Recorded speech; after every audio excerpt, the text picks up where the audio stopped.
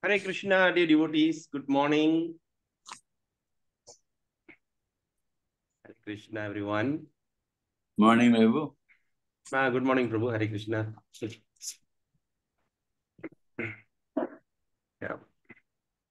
So, today we are meeting again on August 9th, Friday, to discuss on chapter 7. So, today is a very auspicious day. In fact, RD Villi, all right? Those who are following that, this thing, they say today is RD Villi, and it's very auspicious day. So before we start, is there anything that you'd like to share? Any realization or any contemplation?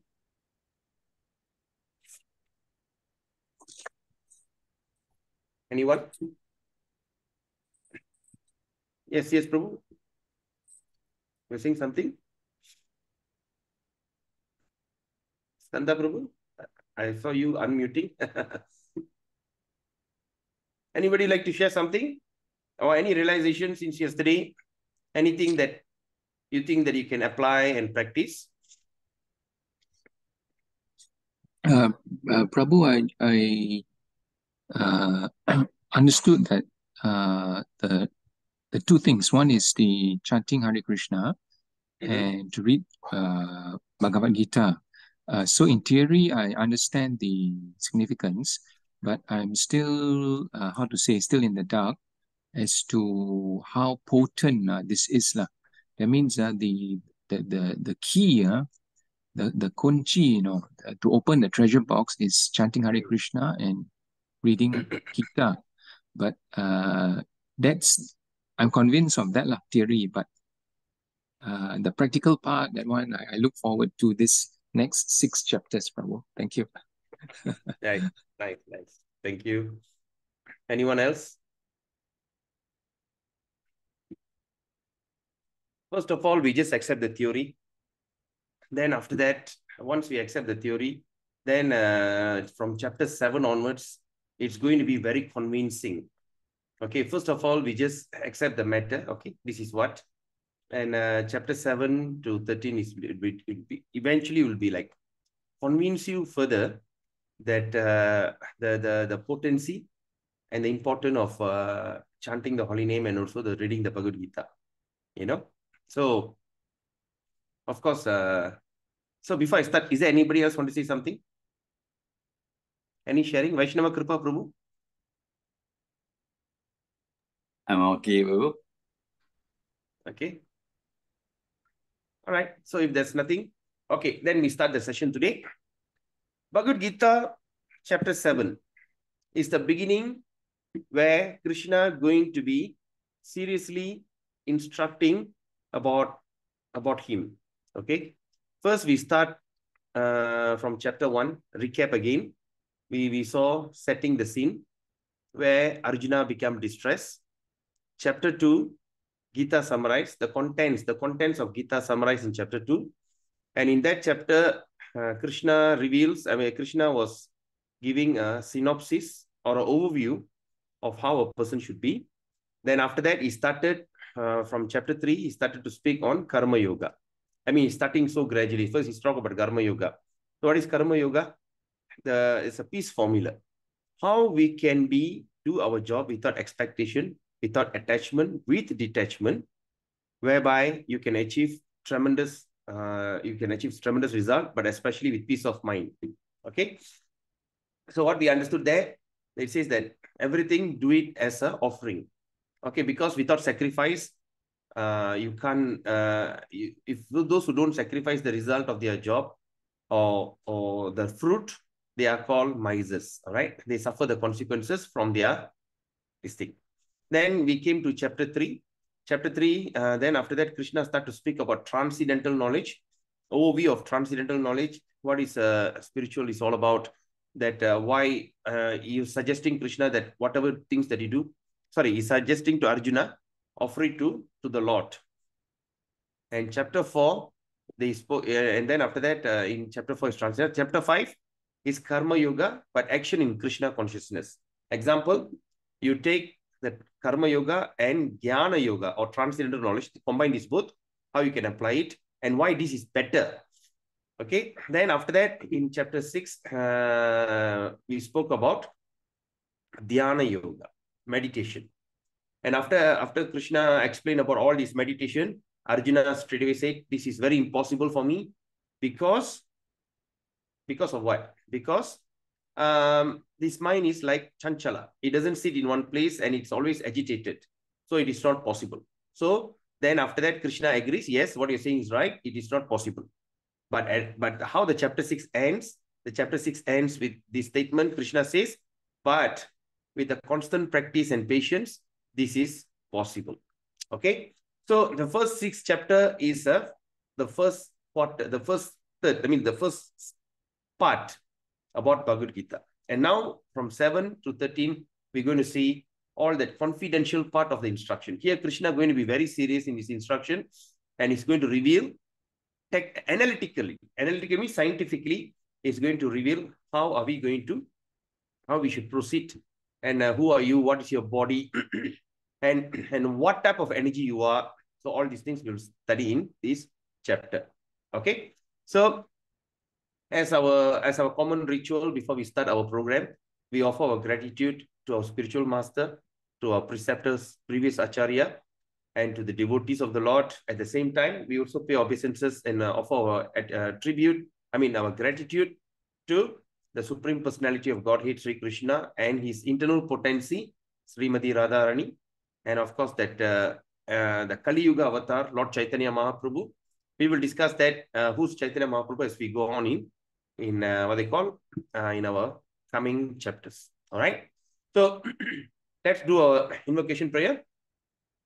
Om Ajnanatimirandasya Gyananjana Shalakaya Chakshurunmilitam Yena Tasmai Sri Guruve Namaha Sri Chaitanya Manopistam Stapidamena Bhutale Swayam Rupa Kadamayam Dadati Swaparantikam Vandeham Sri Guru Sri Yuta Padakamam Sri Gurun Vaishnavamscha Sri Rupam Sagrajadam Shahagana Raghunathan Vidam Tam Sajivam Satvaitam Savaduta Parijana Saitam Krishna Chaitanya Devam Sri Radha Krishna Padam Sahagana Lalita Shri Vishakan Vidamscha hey Krishna Karuna Sindhu Deen बंधो जगतपदे Gopesh Gopika Kanto Radha Kant नमस्तुते ताप्त कांचन गौरांगी राधे वृंदावनेश्वरी वृषभानुस्तुते देवी प्रणमामि हरि प्रिये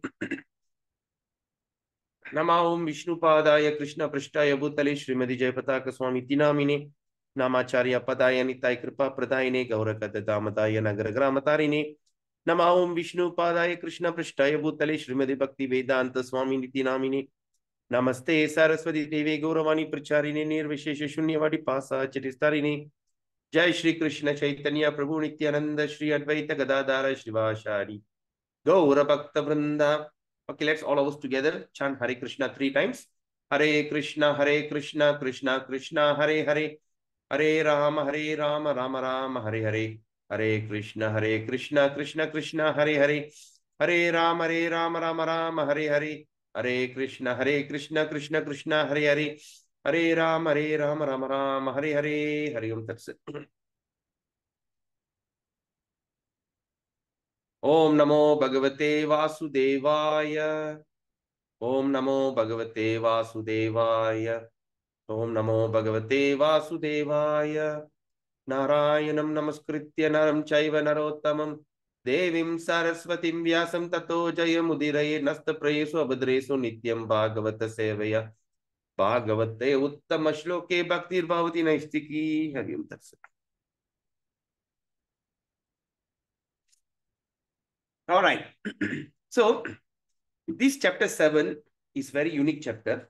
Okay, when you look at this, in chapter 7, the title is Knowledge of the Absolute. Okay, knowledge of the Absolute.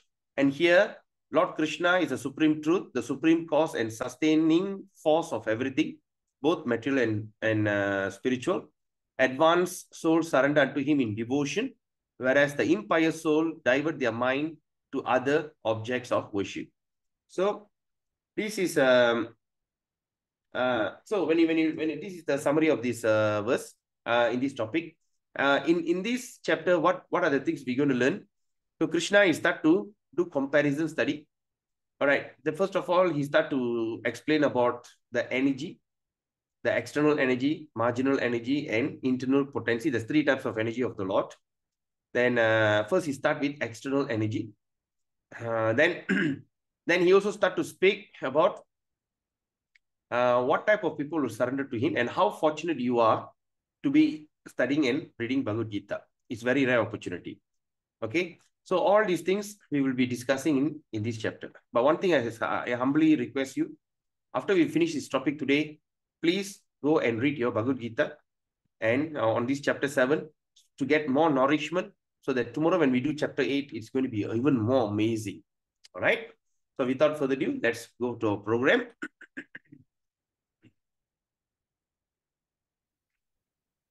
You all can see the screen.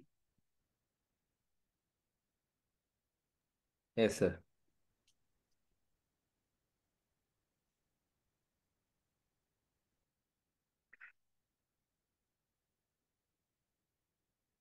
Okay. This chapter 8, chapter 7, Gita Gyan, proudly present to you by ISKCON Ipoh Bhakti Yoga Center. And let's pay our obeisances to the Supreme Personality of Godhead, Sri Sri Radha Govinda. And this is Panchatattva. This Panchatattva means this is Lord Chaitanya appear in Kali Yuga. Always, Krishna was always wondering, why do Radharani loves me so much? Why do the gopis willing to sacrifice everything for my sake? He started to wonder, what do I have? Do I have something? He was always wondering, why the devotees are so crazy after me? Why are they are willing to give up everything for me? So for him to find out that, so what happened? He came in the form of Lord Chaitanya Mahaprabhu. This Lord Chaitanya Mahaprabhu is the combination of Krishna and Radha. So both of them combined and came in this form for Kali Yuga. Okay, in Kali Yuga. Because he want to relish the ecstatic love of Krishna. But when he comes in Kali Yuga, so because he said, remember that we have studied Sadhana Pavitra. Okay, that means whenever there's a decline of religious process and to re-establish the Dharma, I will descend myself. So like that, in Kali Yuga, Lord Chaitanya Mahaprabhu descended to give us the simplest way of achieving the highest goal. Okay, the simplest way to achieve high goal. Now, when we look at this, Lord Chaitanya Mahaprabhu appeared here, especially in this Kali Yuga, and this situation happens after 7 cycles. 7 cycles. That means Satya Yuga, Treta Yuga, Dwapara Yuga, Kali Yuga. 1. Then like that, there's another 1 cycle. 2, 3, 4, 5, 6. The 7th, he will come down. That means Lord Chaitanya Mahaprabhu appear. So, in other words, we are being born in this Kali Yuga as a Kali Yuga Vasi or the residents of Kali Yuga. We are considered very, very, very, very fortunate. We are considered very fortunate that here we appear in this Kali Yuga, especially now. And Chaitanya Mahaprabhu just left. He just did his pastime roughly around 500 plus years ago, 530 years or something. You see, we are at this golden age. So according to that Shastra is mentioned, the Kali Yuga will last for 432,000 years. It is not that something that will appear now, like how the people are saying, Armageddon, the earth going to, the end of the world is coming near, Kiamat is coming. No, it's not going to come that fast. The total duration of Kali Yuga is 432,000. Already 5,000 years have passed. So there are a balance of 427,000 years. Okay. In that 427,000 years, it's predicted for the first 10,000 years will be golden age. In golden age means you still can find truthfulness in a person. Okay. The person will still, there is some kind of element of truth. But after the 10,000 years pass, that means when you're talking about 427,000, 417,000 years onwards, it's going to be horrible. It's going to be terrible. It's going to be ghastly. It's going to be very scary. You know, it's going to be very, very, very scary. Because now itself, we start to see what is Kali Yuga is doing. We start to see how the Kali Yuga is happening. Very scary. All right? It's very scary. So in this kind of scary situation, now it's a very scary. Imagine after 427,000 years. 5,000 years ago, it is predicted that one of the symptoms of Kali Yuga, people will be killing cow and eating the flesh. It was never heard 5,000 years ago. It's never heard. So when all the sages and rishis, when they start to study the symptoms of Kali Yuga, they almost faint.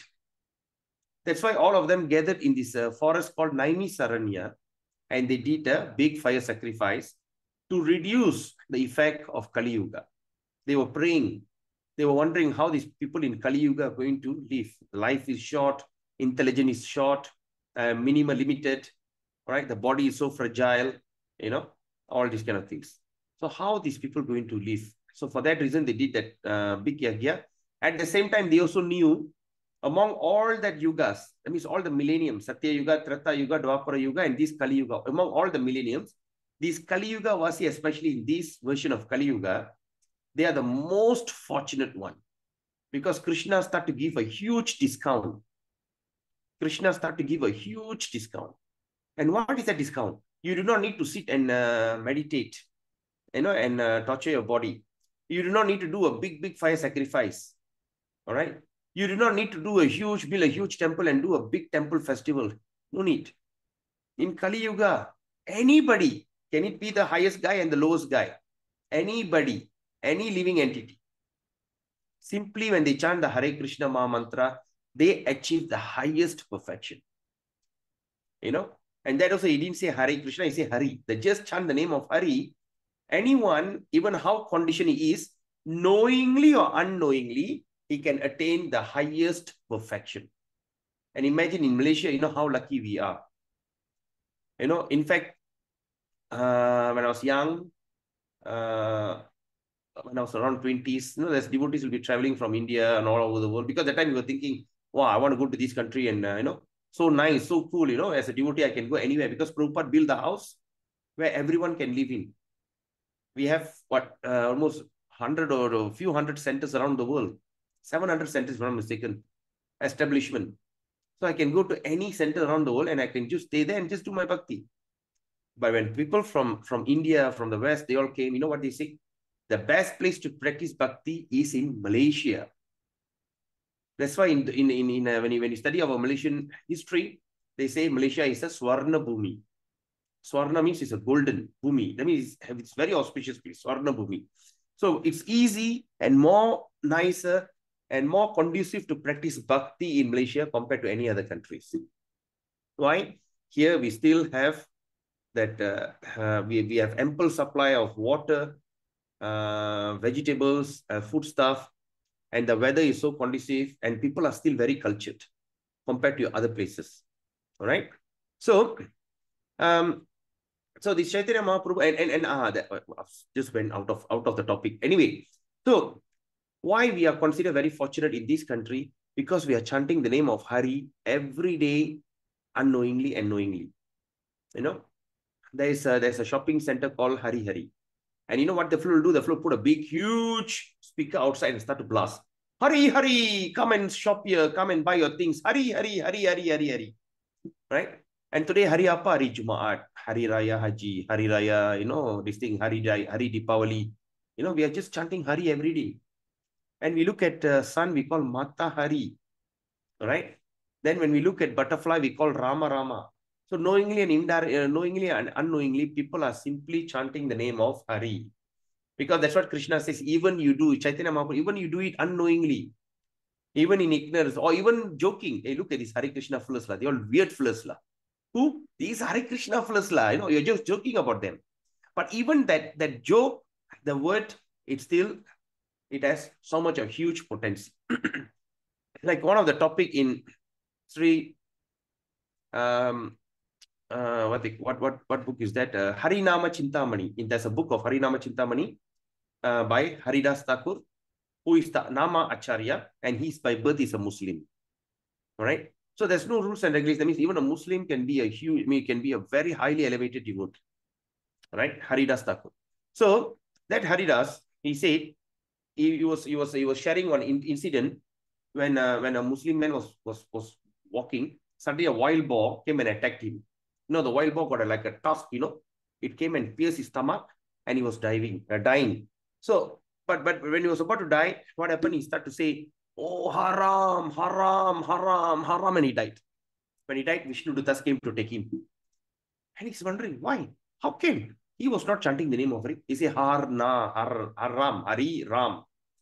Even the word Ha, even you don't even pronounce completely like Hari. You just say Ha, or you just say Ri. Even there has a potency. Even you break the words also still have the potency. So this kind of huge discount was given by the Lord in this Kali Yuga. Because in previous Yuga, we have already seen how much of austerity and meditation, all these things we have to do just to attain perfection. But here, just by simply chanting the name of Hari, you attain perfection. Then after that, Lord Chaitanya Mahaprabhu he said, well, I've given a fantastic offer, but the best thing is among the mantra, when you specifically chant Hare Krishna, Krishna Krishna, Hare Hare, Hare Rama, Rama Rama, Hare Hare, you attain the highest perfection. That's the topmost and very, very potent mantra. All right.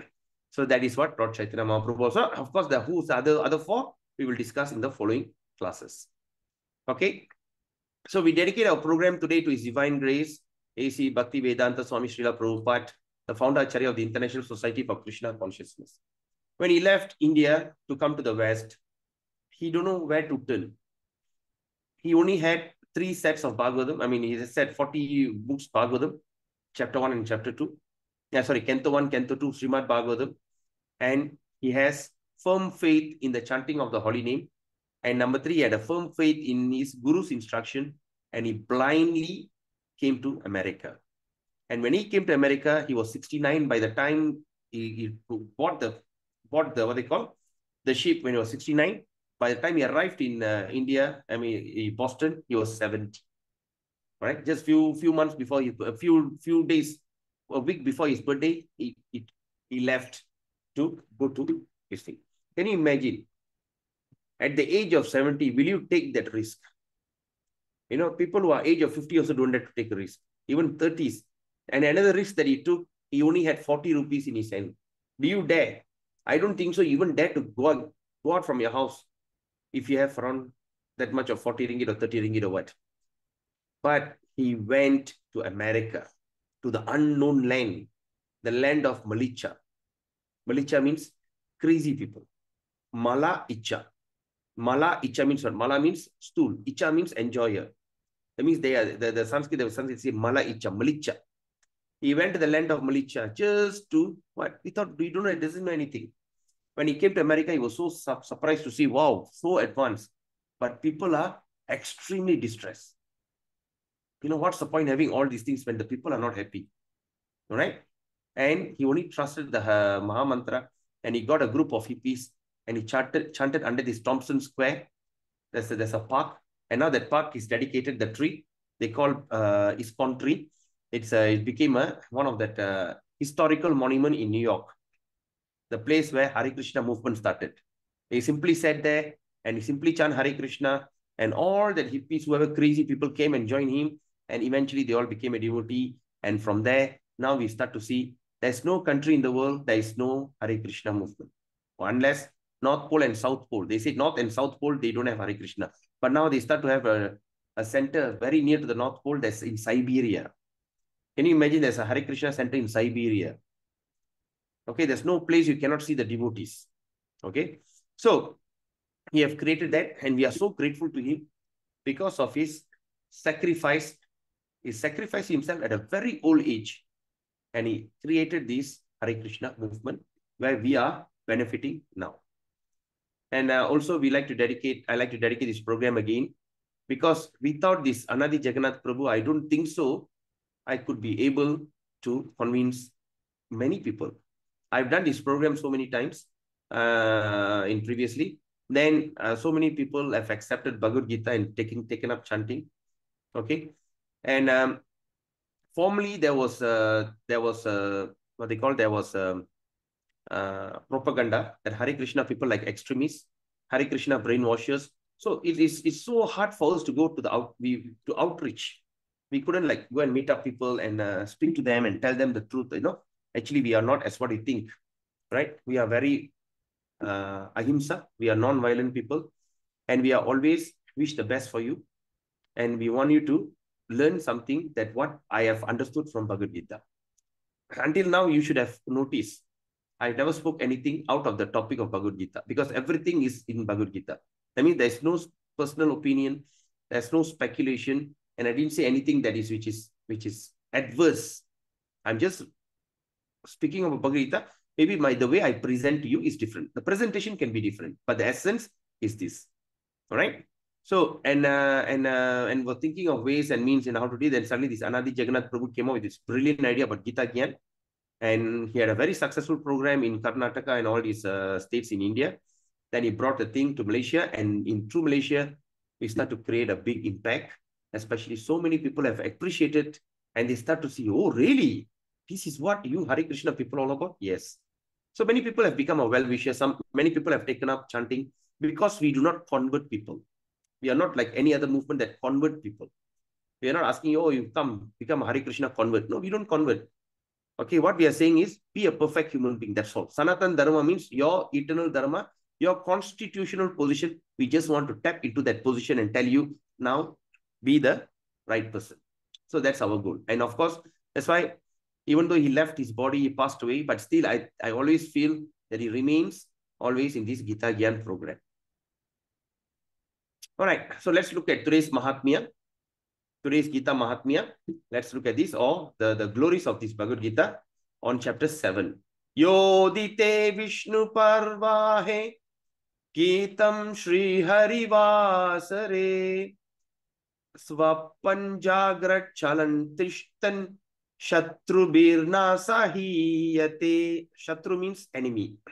So one who studies the Gita on the holy festival days, like Advent of Lord Krishna, Supreme Lord, that means like Krishna Janmashtami, which is coming on 26. And on the holy fasting day, like especially Ekadasi, every 2 days once. All right, there is a Ekadasi.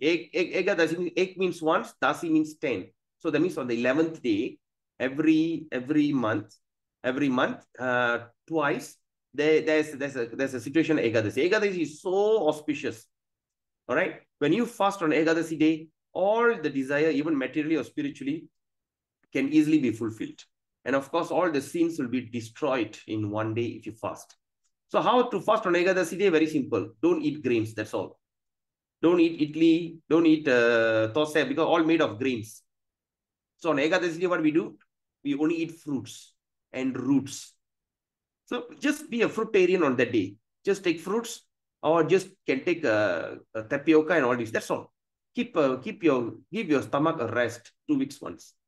All right. So if a person who studies on this Ekadasi day, all these things, such a person, whether awake or sleep, whether he's awake or maybe we're sleeping, moving or remain still, is never defeated by enemies. This is such a strong statement. That means it says that this kind of people is never defeated.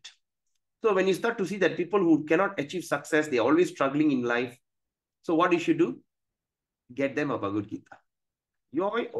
I try to do everything, fail. Do this, fail. Do that, fail. Have you seen people like that? Everything they do, fail. And of course, they start to have this problem. Sometimes now it's very common. Okay, they start to have enemies, and people start to do not like it. Or especially if you have children, especially if you have girls, right? If you go to school, that there's some boys. And a lot of problems happen. All right, like recently in my daughter's tuition, there's one guy who looks like a rowdy and went and approached this girl and says, I think I like you, same classmate. And that girl says, no, I have no time. And they says, no, I've already liked you. I don't care, I'll marry you. And that girl went into severe depression issues, trauma. Can you imagine? They are so soft, pious family. And this fella is quite aggressive fella. Suddenly just approached you. So if you want to prevent all these kind of things, Bhagavad Gita is the only solution. And what is that ritual? Just open the book and start reading. That's it. It doesn't take so much of effort. Just take the book and start read on this kind of holy festival. And that person will never be defeated by enemies or the enemies. And you become invisible. Whenever enemies want to see you, you don't exist. All right? Like that. Okay, let's look at this understanding of Bhagavad Gita.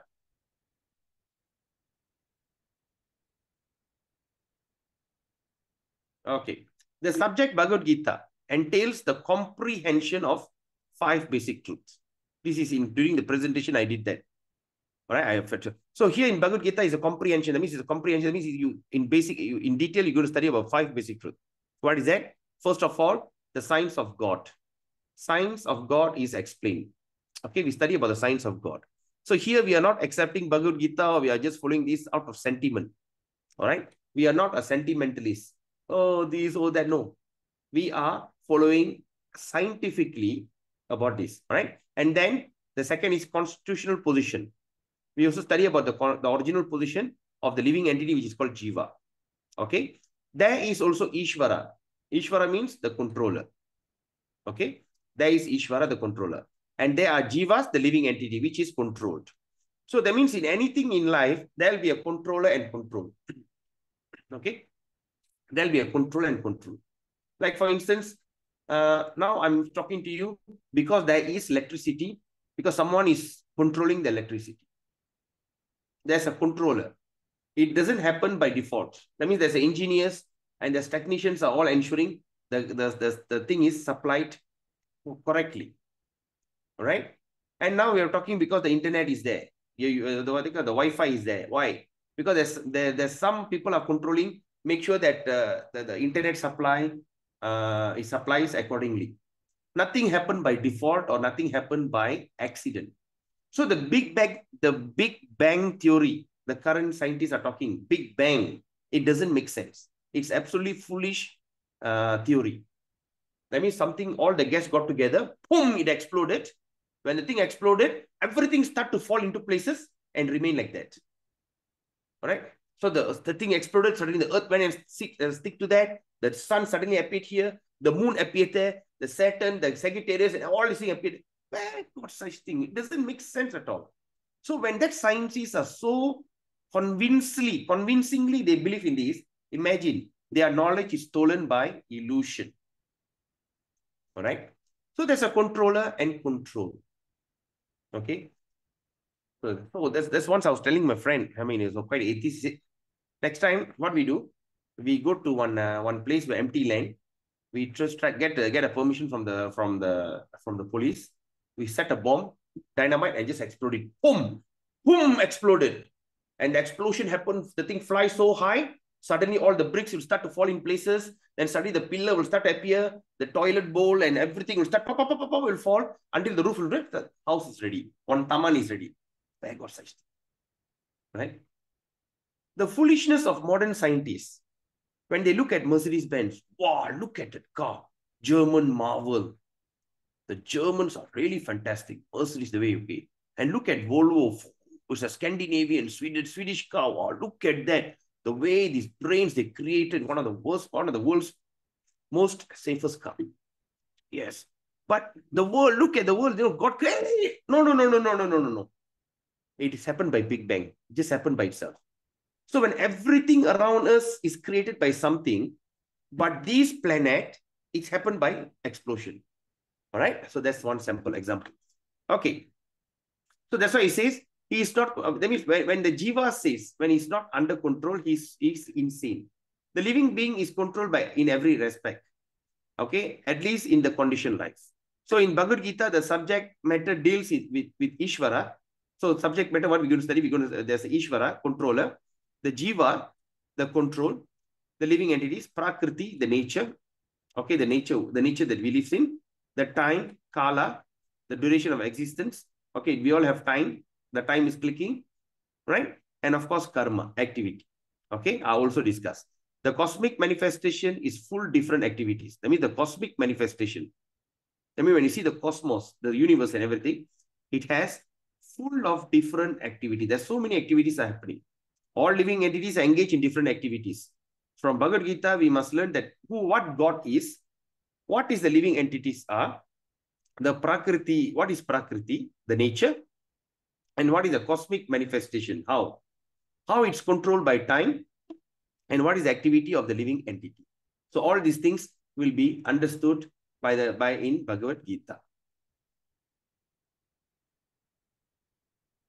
Okay, now, okay, let's look at chapter 7. Okay, chapter 7. Okay, the title of this chapter is called Knowledge of the Absolute. Okay, let's look at 7.1. Okay.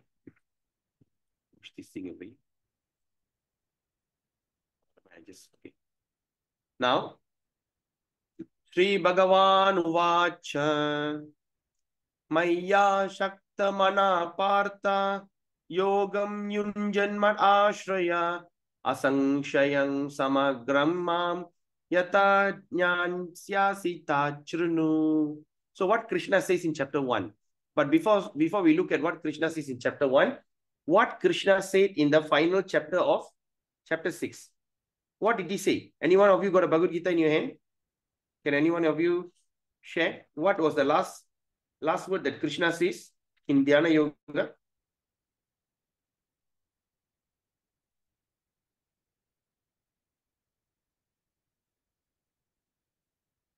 All right. So what he says, and of all yogis, one with great faith who always abides in me, thinks of me within himself, and renders transcendental loving service to me, is the most intimately united me in yoga, and is the highest truth. That is my opinion. Okay. He said that who are the people who are always united with him. So now in 7.1, Krishna continues. He says, the Supreme Personality of Godhead said, now hear, O son of Pritha, how by practicing yoga in full consciousness of me, with mind attached to me, you can know me in full, free from doubt. Because we are always speculating how to know God. All right? There are so many ways and practices. One guy will tell you to do this yoga. One guy asks you to do that ritual. All right. And some people will say, now let's take a trip. Maybe we go to Kailash, go to what they call Himalayas and all these places, because that's the place that God lives. So like that, there's so many speculation. But here 7.1, Krishna is telling how to know him. Maya means me. Maya Shakta. That means he said, how you going to know? He said, how by practicing yoga.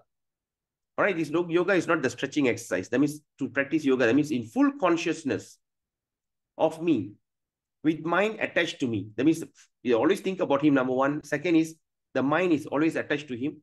Okay, how the attachment happens, of course, by reading and chanting. You can know me in full. So when you start to know him in full, how? True, and by, I have this thing, by free from doubt. That means you don't have any more doubt about the Lord. Because other than this, everything is doubtful. Hey, are you sure he's telling the right thing or not? Are you sure that's true or not? There's always doubt. But here Krishna says, how you can understand me without a drop of doubt. 7.3. Now let's look at this. One of my interesting this thing. Manushyanam sahasreshu kaschit yatati siddhaye yatatam api siddhanang kaschin mam veti tatvataha. What does it mean? Manushya. Manushya means human. Manushyanam sahasreshu. Sahasra means 1,000. That's why we call Lakshmi Sahasranamam, Vishnu Sahasranamam. Sahasra means what? 1,000. So Eshu means thousands. All right. So it says out of many thousands among men. There are so many thousands among men. One may endeavor for perfection. That means the one who always endeavor for perfection is very rare. Okay. And in those who have achieved perfection, that means out of all the thousands who have achieved perfection, and Krishna says, hardly one knows me in truth. That means we see that so many people around the world are somehow or other trying to achieve, they are trying to go for perfection, and some only achieve it. Okay. That means they are very pious, very religious and all these things. But among all of them, Krishna says, one hardly knows me in truth. They know me. I mean, everybody knows Krishna, especially if you're born in an Indian family or Hindu family. We know, oh yeah, Krishna is one of the God. Okay. Krishna is God. And until somebody's background, please mute. Okay. So,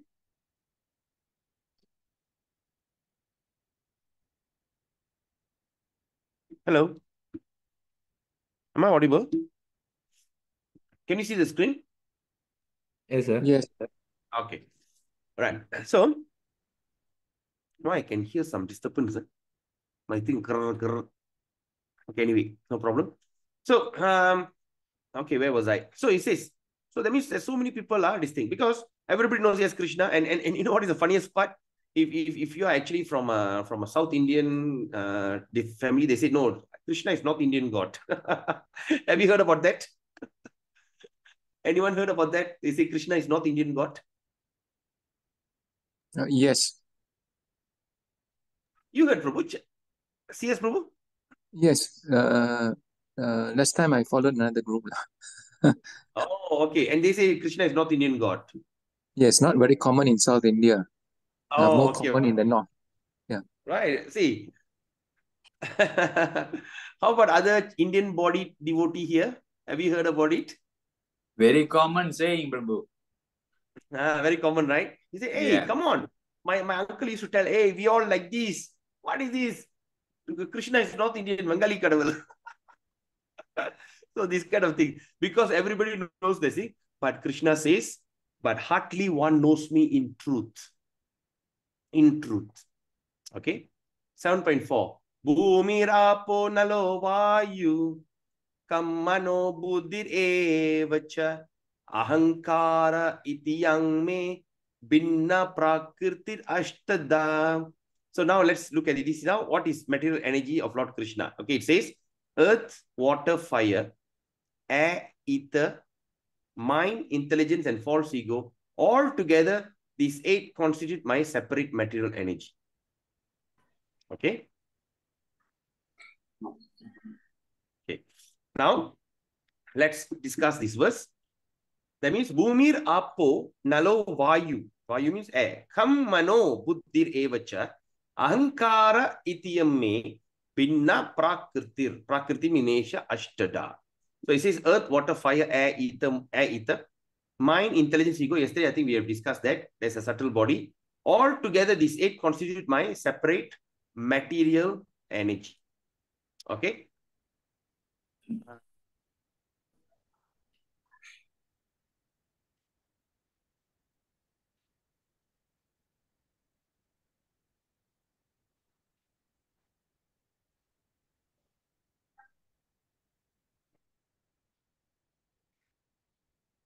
Okay. Can you see the whiteboard?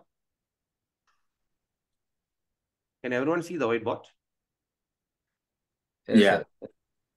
Okay. Now let's look at this.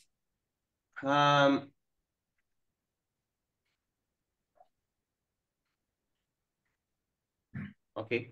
So the material energy, okay, that means what Krishna says here.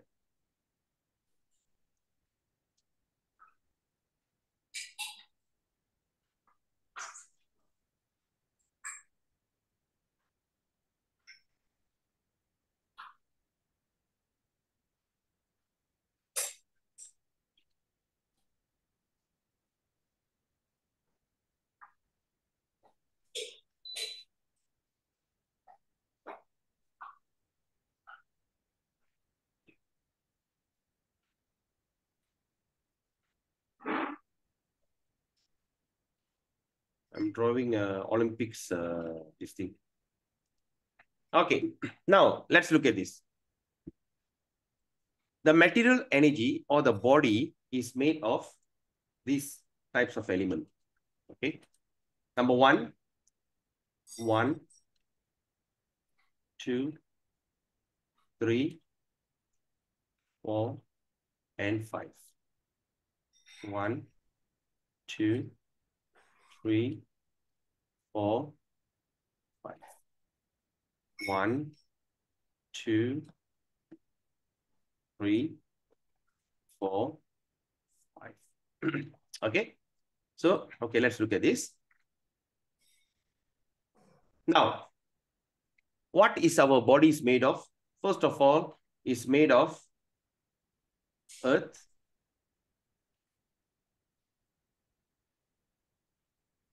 water, air, ether.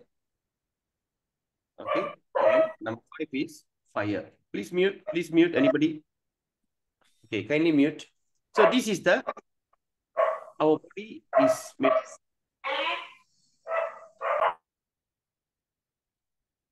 Okay. Now the body is made of these 5 elements. earth, water, air, ether, and fire. Okay. At the same time, this body has 5 senses: smell, sight, hear, touch, and taste. Okay. It has 5 elements of this. At the same time, there is also 5 working elements in the body. That means what they call working senses. That is hands, your both hand, legs, voice. Just give me a second.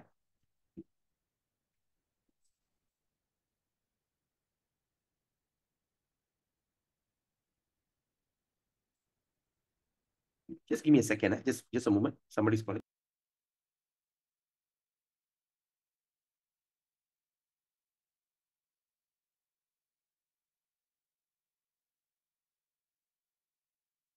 Okay, sorry. So we are talking about hands, legs, voice. Then another one is anus. You know the anus, dubur, right? Where we actually. And another one is called genitals. Okay, these genitals. So these are the 5 working senses. All right. So total is how many? 15. Okay. So that means 15. Then and out of these 5 senses, then we have another thing called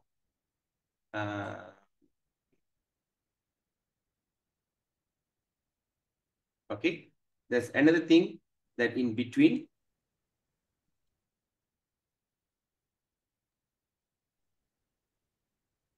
Okay. Then in between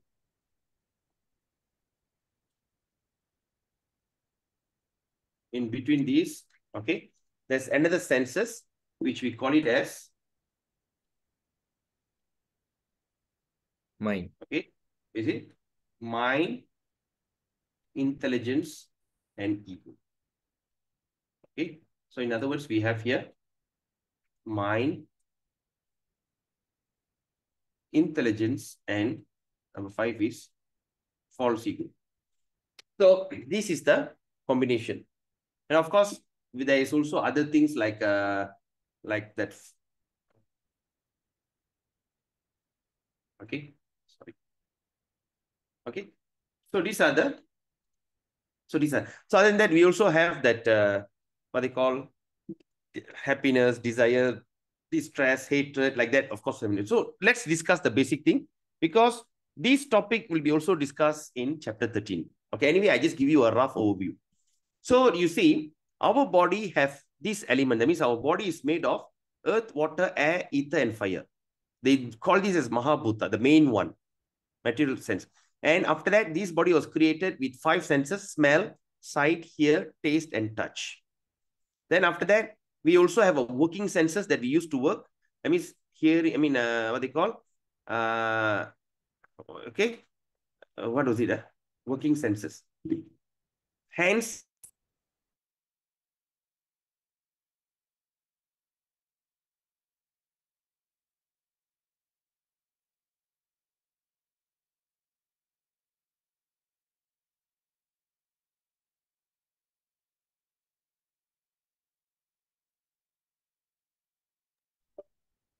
Hello?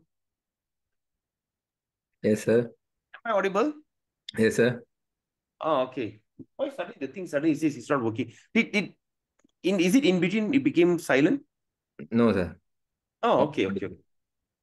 Is my everything is okay, but why that suddenly the thing is like went off? I'm afraid. Hope the computer don't crash. Oh, Krishna. So anyway, so the working senses is like hands, legs, voice, anus, and genital. Of course, there's another thing called knowledge acquiring senses. Okay, now what is the things that acquire? Okay, all that. Okay, I don't want to go into that detail. Just give you some rough overview. So this is how the body is made of, the material, this thing. And in between, there's a subtle body here. Okay, the subtle body. Okay, because later when you watch this recording, so easy for you to understand. All right, this is called subtle body. Okay, and okay, and all these others are called the gross body. Okay, others are called as the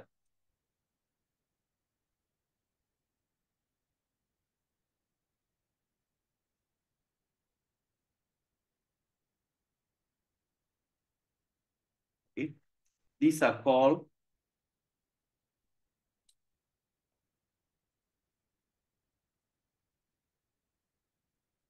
okay. All these are known as gross body. Okay, gross body. So, what Krishna is saying in that, all these things, all these manifestation, okay, all these manifestation that you're seeing here, okay, all those that you're seeing here, it is actually what? Krishna's external energy. Okay, this is called Krishna's external energy. Krishna has three types of energy: external, marginal, internal. But anyway, we just see it.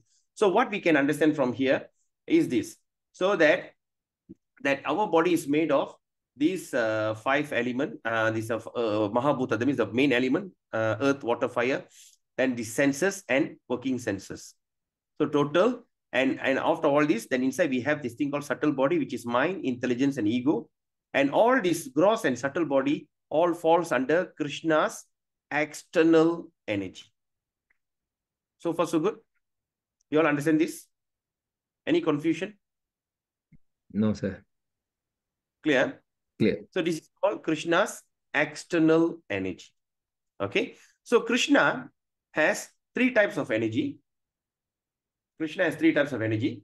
So one is external. We have external, okay, which is called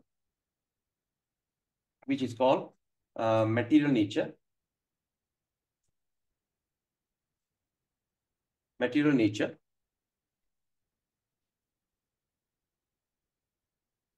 Okay. Material nature is his external energy. Then there's also marginal energy. Okay, what is that marginal energy? That is the soul. Okay, we are the soul as a marginal energy. Then we have an internal energy.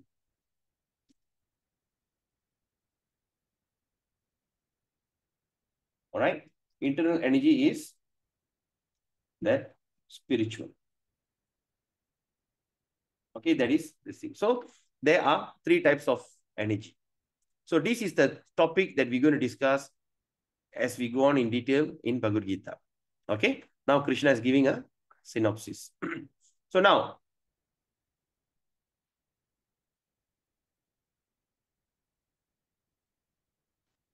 Prabhu, is soul and spiritual the same and different, is it?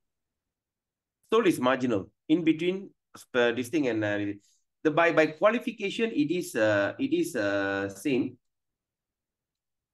By qualification, of course, spiritual, but the situated where we are situated in between the spiritual and marginal. Example, spiritual and material. Example, I am a spiritual person. I am a spiritual person living in a material body. So spiritual is at the top, material at the bottom. So I am a spiritual person living in a material body. So that means in the middle. So that's why we call it marginal. Got it, Prabhu? Yes, thank you. Thank you. Got it, okay. So that's why it says Bhumi, earth, water, fire, ether, mind, intelligence, and all these all together, these eight constitute my separated material energies. So they are my separated material energy.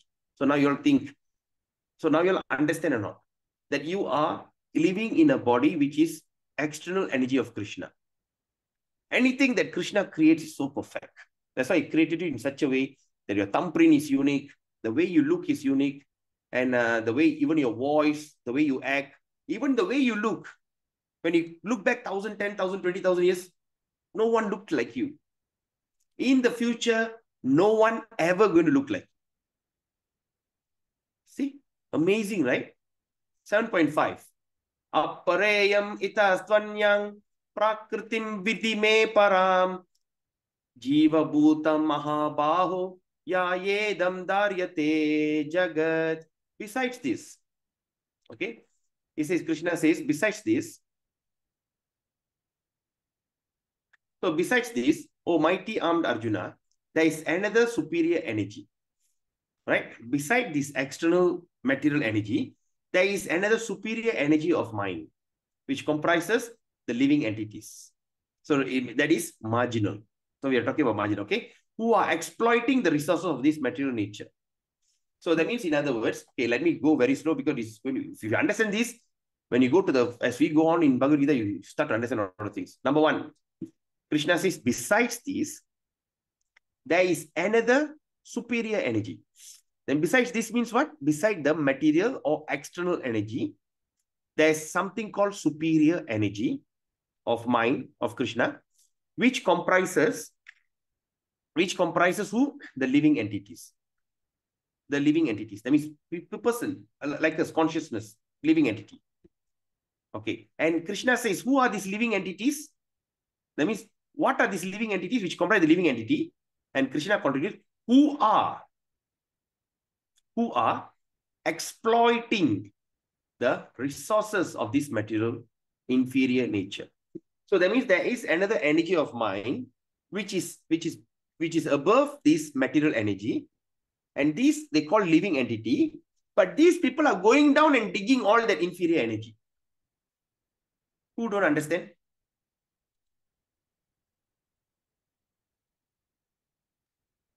Me, sir. Anyone? No. Don't understand. Okay. Now this is okay, done. I draw another one here.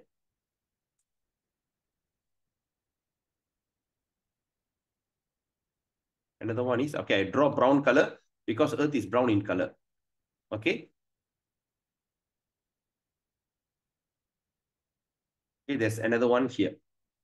So Krishna says, there is another energy. Okay, this is what? What energy is this, Ram? This is spiritual energy. This is the superior energy. Are you following me? Yes, sir. Okay, anyway, I just write down. This is superior. Okay, this is superior. And which superior is this? So this is what Krishna says. This is the superior energy. The word is here, superior. Okay? The superior. The word superior. This is the superior energy. Right? And this is the second one, what we call? We call this as material energy. Material, or in other words, inferior. Okay, inferior. Superior and inferior. Okay, so this is superior, inferior energy. Yeah, this can be. You all can see, yeah? Yes, sir. Everyone others? I hope Yes. everyone is Can see, Prabhu. Reply will make me more enthusiastic. Your silence will make me doubtful whether you all understand or not. Yes, No, we understand, Prabhu. Great. So now when we look at this, so now what Krishna says here, besides this, O mighty Arjuna, there is a superior energy. Superior means higher. So then, this is inferior or material. Higher than this is superior of mind, which comprises of the living entity. That means the living entities is higher than the material energy. So far, so good. Who and what Krishna says, who are, these guys who are exploiting this material or inferior nature. What is exploiting? That means these superior energy should be actually looking at upper consciousness. They should be think about what is above me and what is supposed to. Okay. But now these inferior, this nature, this energy or these spirits, this living entity, from looking up and getting the truth, they are going down and digging the inferior energy or digging the material nature, which is inferior. You all got it? Prabhu, the superior energy, is it just the marginal energy, or is it marginal plus spiritual? No, here, because just now the explanation I gave in that chart, so I give you in advance so that as we go on, we can discuss one by one.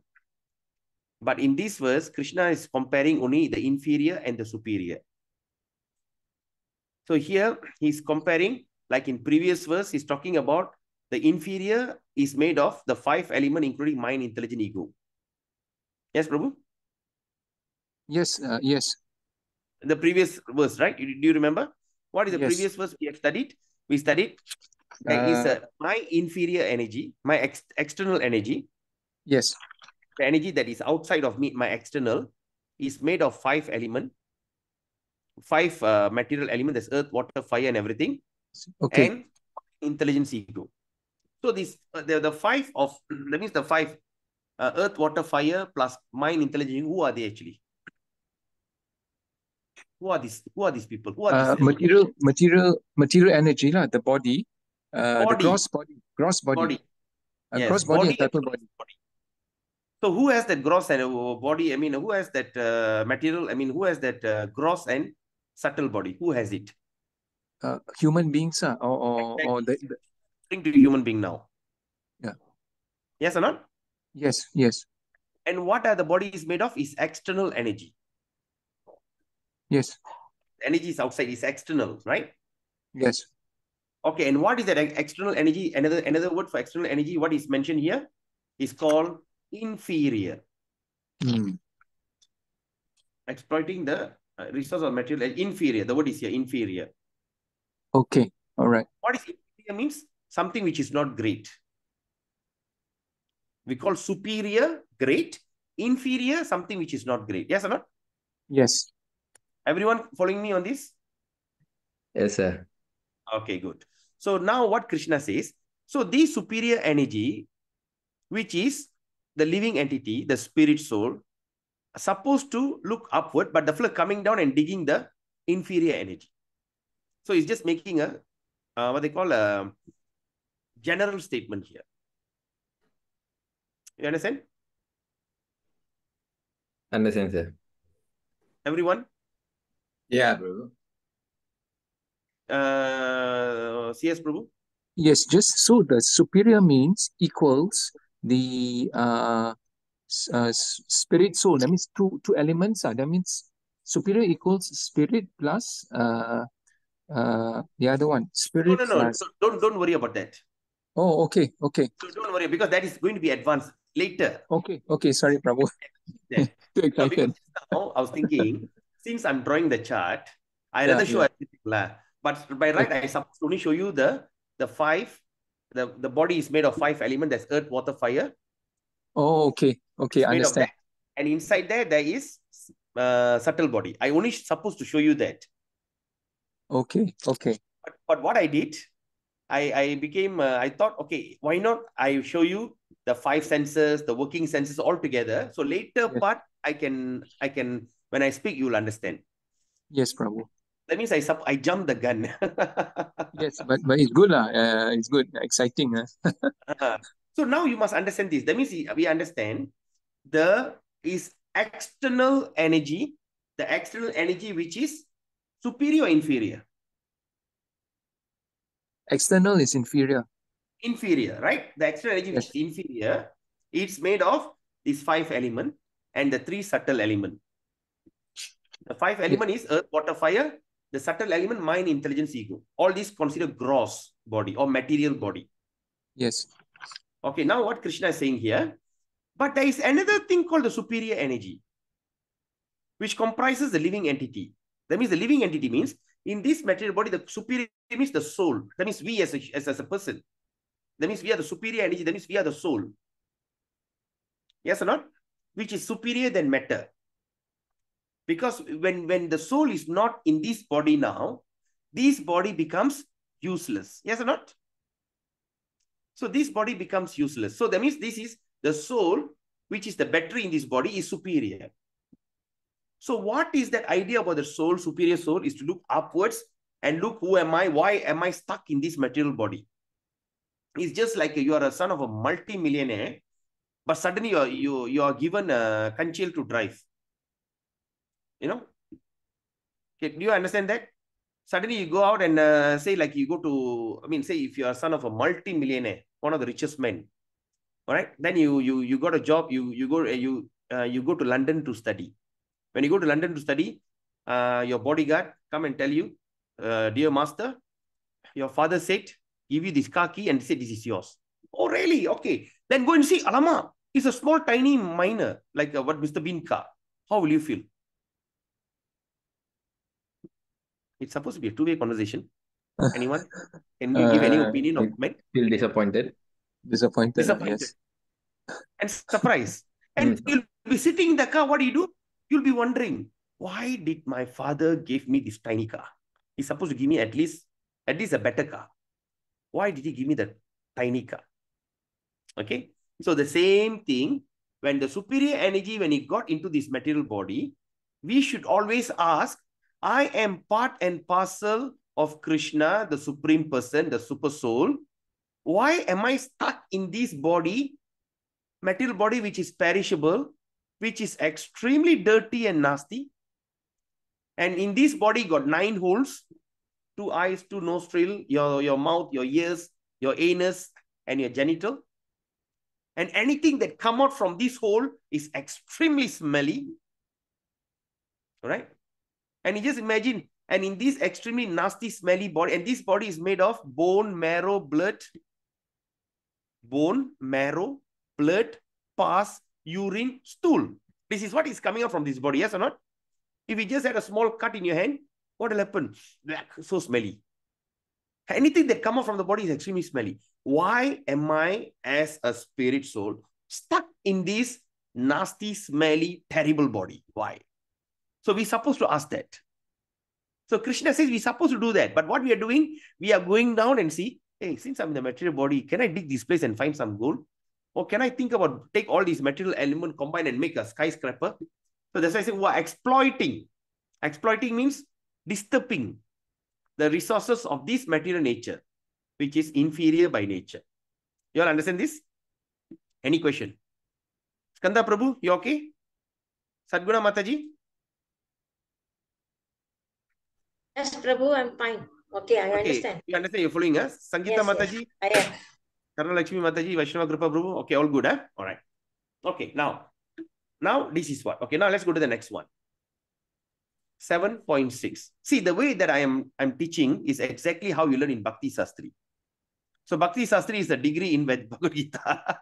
We go into that depth studies. And sometimes the Bhakti Sastris don't teach like this. They just like overview. You're supposed to understand. Right? So that's why we are just teaching in such a way. Of course, it's going to be quite confusing, quite depressing, but it's worth it. Because later, when you're going to study the purport of Prabhupada, you will get a clearer picture. Oh, this is what it's supposed to mean. Etat yonini bhutani sarvanityupadaraye ahankritnasya jagata prabhava pralayastata. All created beings, that means all the beings that has been created have their, okay, all the beings that all the created beings have their source in these two nature. That means everyone that is created, they have source. That means they made from these two elements. That means one of all that is material and of spiritual in this world. Okay, you all understand? Every created being have their source from these two natures. That means we are created from this source. Source na terima is an element from these basic things. The ingredient made of these two ingredients, source. Okay, so you have their source in these two nature. That is of all that is material and all that is. Huh? Yeah? Oh, I put it back. Oh, Vaishnava Kripa Prabhu. Okay. Okay. So have their source in two nature, that is material, and second, that is spiritual. So that means we have been created from these two ingredients. One is material ingredient and another one is spiritual. And after that, Krishna says, no for certain, but you must understand this. I am both the origin and the dissolution. So that means he is the origin of this material and spiritual. At the same time, he is a dissolution means, and he's the one when all this nature, the material nature destroy, dies, I am also that. I am the origin, Krishna says. Okay, I am the origin and I am the dissolution. I'm the origin and I'm also a destroyer. And how Krishna says, know for certain. You better know it, nicely. Certainly, you must know. You understand. You better get to know this properly. That I am both the origin and the dissolution. Are you all following me? Any question? 1, 2, 3, 4, 5. Okay, then we move on. All right, now let's look at this. 7.7. See what Krishna says. Matta para tarang nanyat kinchit asti dananjaya mai sarvam idang protam shutre mani gana iva. What is shutre? Shutre means in Malay we call sutra. What sutra means? What is the word? Sutra. In English, what they call sutra? Thread. Oh, Not thread. Silk. pearls. Silk. Oh, Silk. Sutra means silk. Money means pearl. Gana means this thing, Eva. So now let's see how Krishna is explaining his position. Oh, conqueror of wealth. That means Krishna, Dhananjaya means Arjuna is known as conqueror of wealth. I think I have spoke about this before, right? All right. He's the one who always fight and bring wealth. Okay. There is no truth superior to me. There's no truth superior, higher than me. Everything rests upon me. Everything is resting upon me. How? How everything rests? That means everything means the entire creation, the entire universe, all the 33 million devatas, all that energy that you can think, you see, whether you can conceive or is inconceivable, that you cannot understand, everything around us are resting on me, Krishna says. How the thing resting on him? Then Krishna says, everything rests on me like the pearls are strung on the thread. All right. Say like now you see that I've got this Tulsi Mala here. In this Tulsi Mala, there's a lot of Tulsis are here. So that means all that energy of Krishna is just like the Mala created and it's resting on my neck. So that means the entire thing is actually, it's just simply resting on me. Okay. All that energy is simply resting on the neck of Krishna. Understand? Any question? All good? Okay. Prabhu, good. Good, Yes. sir. Excellent. Oh, okay. Understand? Right. Okay. Now let's look at now. Okay. Now see what Krishna says in this chapter, text 8 to text 11. Okay. Text 8 to text 11. Before this, when we look, before this, Krishna says, how by practicing yoga in full consciousness of me, what does that another understanding of full consciousness of me means? That means when we start to understand that we must always be conscious of Krishna. That means we start to see Krishna in everywhere, correct? That is how being always alert and always sensitive about Krishna. That means we always make sure that we see Krishna everywhere. So what is that meaning? How it's explained in text 8 and text 11. Text 8 to text 11. You all understand? You understand what I'm saying? Okay. So text 8 to text 11. See what Krishna says here. I just don't know how to get rid of this thing. Is it something blocking on your screen at the top? It's quite clear, Prabhu. So is that 7.8 equal to 7.11? Is there something that blocking in 7.11? Is there anything that you have? Nothing. Oh, okay, nothing. Oh, okay, then it's okay already. No, I was worried there's some. Okay, is there something blocking on the photos on your right? No. There's some black things? No. Oh, No. okay. All right. Then they say, okay. Because I've been like trying to push all these things away so that you get a clearer picture. Anyway, okay, very nice. So in 7.8 to 7.11, 8, 9, 10, 11, in these 4 verses, Krishna is explaining how you can see me. So Krishna says, but please read that verse. He says, I am the taste of the water. Do you know the water has no taste? It's a kind of taste which can never be described. So Krishna says, I am the taste of the water. So whenever you drink water, you can remember Krishna. I am thinking, I'm just drinking water. Oh, I'm tasting Krishna. And of course, he said, in the sun and moon, I am the light. So whenever you see the sun, you see, oh, that is Krishna. When you see the moon, that is Krishna. Because it's the light. Among the Vedic mantra, I am the Om. Right? Om. Say like, for instance, any mantra that you chant, what is Om means? Om means addressing the Lord. That one that addresses the Lord. Like for instance, now I call Dr. Vaishnava Kripa Prabhu. All right? Or Mrs. Vanita, Madam Sadguna, or something like that. You have a title in front. So Om is a title for, it's addressing the Lord. Okay. That is why in every mantra we call Om Krishnaya Namaha, Om Sharavana Bhavaya Namaha, Om Gam Ganapataye Namaha. All right. Om Namachivaya Om. So the word Om, it starts from this thing. So Krishna says, I am that Om.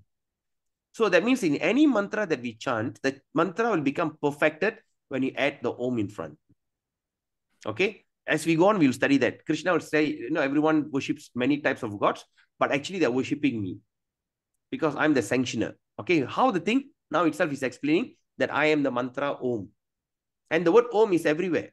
The whole world, if you close it, you can hear Om. When you put the sangha, right, the conch, you put in your ear, you hear Om. It's a vibration. You go to the sun everywhere. There is NASA also found out there's a sound in the universe. It's called Om.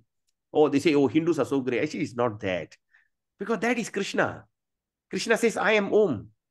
That means Krishna. That's why if you study detail about Srimad Bhagavatam and other scriptures, Krishna is pervasive.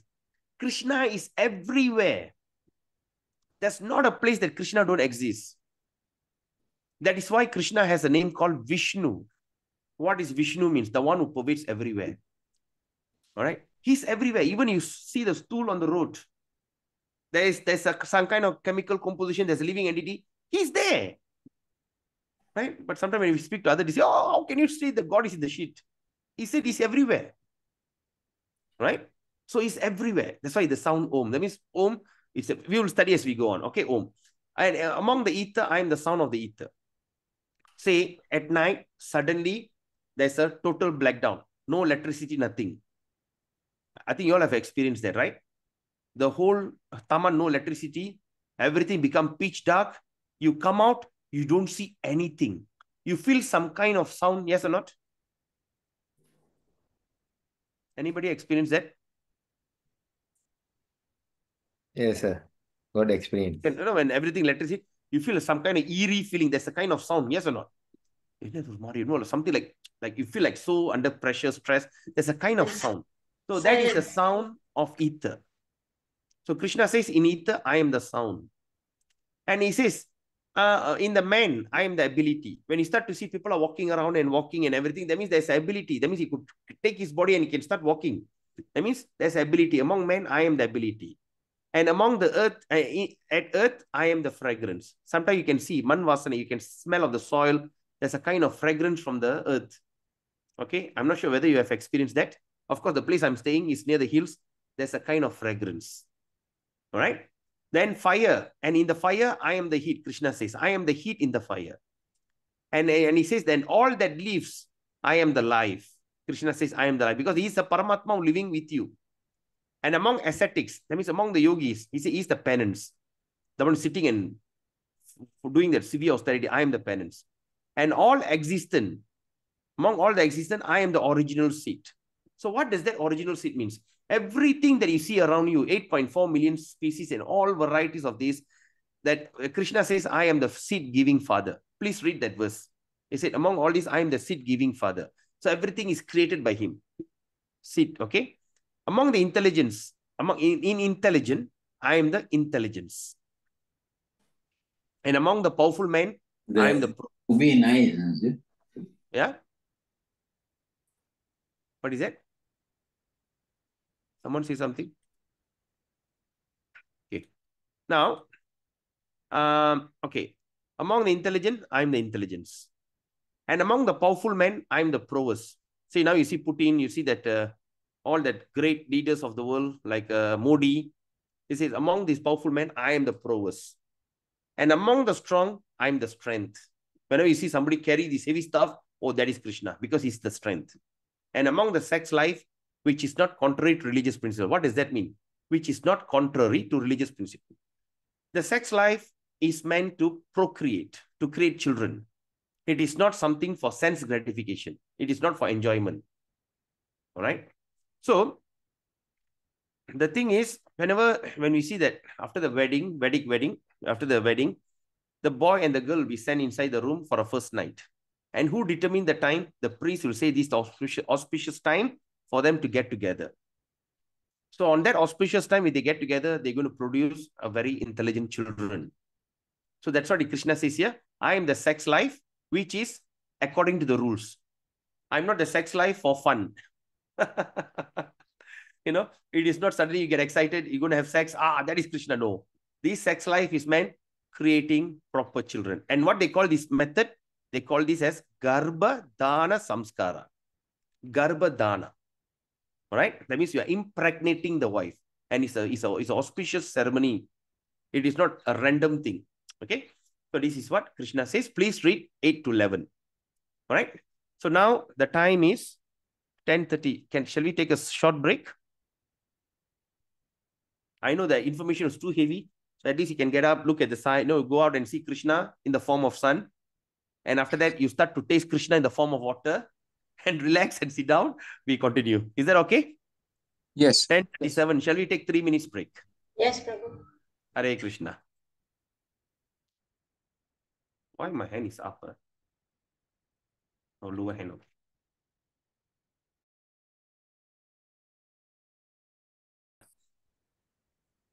From now onwards, you start to see things in a very different way. When you drink water, you taste Krishna. When you start to get up and walk, there's ability, that is Krishna. Did you go out and see the sun? That is Krishna. Okay, our conception.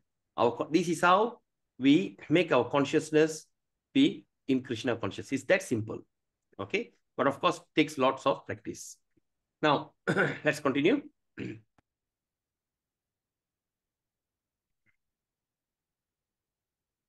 Okay, 7:12. Let's see what Krishna says. Ye chaiva satvika bhava rajasastamasascha ye matta evati tan viddhi na tvahang teshu te mayi. What Krishna says. Know that. Okay, he said, telling Arjuna, you understand that. Know that all states of being. Know that all states of being, be they of goodness, passion, and ignorance. So this is goodness, passion, and ignorance is the energy that controls us. Just like, see, this when you see that we are all acting, we are just like a puppet, and that 3 modes of material nature is a puppeteer. So we are all acting according to the 3 modes of material nature. And this is what we're going to discuss. Bhagavad Gita going to discuss in very detail in 14, 15, 16, 17, 18, until the last chapter. They're going to speak about what is goodness, passion, and ignorance. How are you acting accordingly? All right. So now Krishna is giving a introduction. He says, that means all states of being. That means the situation in everybody. Okay, now we are sitting and listening to Bhagavad Gita. That means we are in goodness. All right. Then after that, you go out to work. You are in passion. Then at night, you feel very slumber and want to sleep is in ignorance. So it's like that. Okay. Anyway, so be they of goodness, passion, or ignorance are manifested by my energy. So it's all by Krishna's energy. I am, in one sense, everything. In one sense, I am everything. But at the same time, I am independent. Even though I'm everything, I am independent. I am not under the modes of material nature. Okay, I'm not under the modes of any material nature. Krishna says, I'm not. For they, on the contrary, are within me. Even though everything is within me, but I am not in that mode of material nature. Okay, so Krishna is the one who creates these kind of material nature, the 3 modes of material nature, and we are acting helplessly in that particular mode. Okay, so we've been all the things that we are all hands up. Okay, goodness, passion, we are just like a puppet. Okay, we are just like a puppet. When our transaction on a daily day, we are all a puppet, and it's all controlled by these 3 material nature: goodness, passion, and ignorance.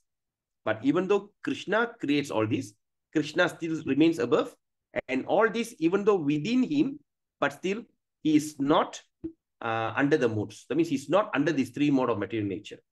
Only the conditioned living entity is under the 3 mode of material nature. Any question? You all understand? Okay. 14. Daivi Daivihesha gunamayi mama maya duratyaya mam eva ye prapatyante mayam etang tarantite. Now what Krishna says, this divine energy of mine. Okay, now Krishna is saying this divine energy of mine consisting of these three modes of material nature is difficult to overcome. There's no way people can overcome his divine nature of this material nature. There's no way we can overcome. Okay, but those who have surrendered unto me, all right, mam evaya prapatyante. Okay, those who have surrendered unto me can easily cross beyond it. All right, when we see our situation, we are just in a boat in the dark ocean, a turbulent ocean. We are in the darkness of material ocean of existence. All right. If you have a chance, try to go to the seaside at night and try to see. You don't see anything. It's pitch dark. Only thing you hear the sound of the wave. And imagine if you are in the boat in the middle of the ocean, in darkness, and you start to see the waves are hitting you on the left, hitting you on the right, at the front, and at the back. You are hit in all directions. That is how you cannot overcome the situation. You cannot you cannot stop the ocean from hitting you from the left. You can't, the wave. You can't stop the wave hitting you from the front, back, left, right, up, down, over. You can't do that. All right? You can't do that. But what Krishna says, but, that's a good news, but those who have surrendered unto me, those who have taken the shelter of Sri Krishna, and Krishna assures he can easily cross beyond it. He can easily cross. All right. So it's like that. Any question? Okay.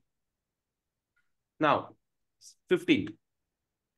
Namam duskritino mudaha. Now Krishna starts trying to say about who will not surrender to Krishna. Now here we see that why we should surrender to Krishna, because we have to overcome this. But now Krishna is saying who will not surrender to him. Okay, the people who will never surrender. That means, namam duskritino mudaha prapatyante naradama mayaya partajnana asurang bhavam ashrita namam duskritino muda. Muda means what? Mudaha. Mudaha means in Tamil we call muttal or fool. Duskritino, grossly foolish. So that means those miscreants, duskritino means miscreants, sorry. Those miscreants who are grossly foolish, who are lowest among mankind, whose knowledge is stolen by illusion, and who partake in the atheistic nature of demons, do not surrender unto me. All right. So let's look at this. Who are the miscreants? They mean these are the miscreants, means this is a crazy people, this is a miscreants. How you can say miscreants? It's like, okay, let me see.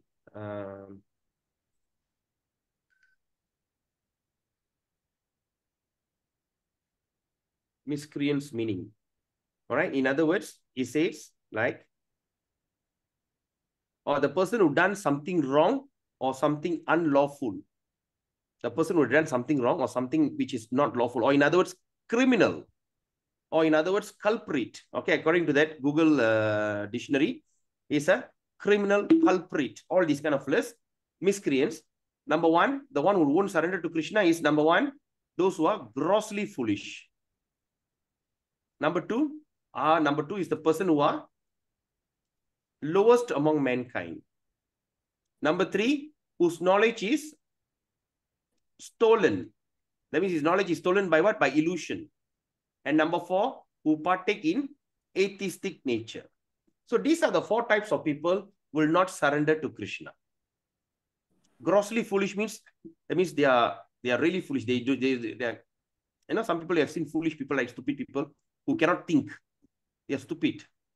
Okay. Number two, lowest among mankind, like the barbarians. All right. Number three, whose knowledge is stolen by illusion. The speculator, who speculate. Example, God is this, God is that. People who simply speculate with jugglery of word, who speak something very like for instance, I don't want to mention name, like certain holy people, holy person who can talk so nicely, simply juggle with word, but there's no essence. So these are the people, the knowledge is stolen by illusion. That means they are in illusion. All right. And number 4 is the one who atheist.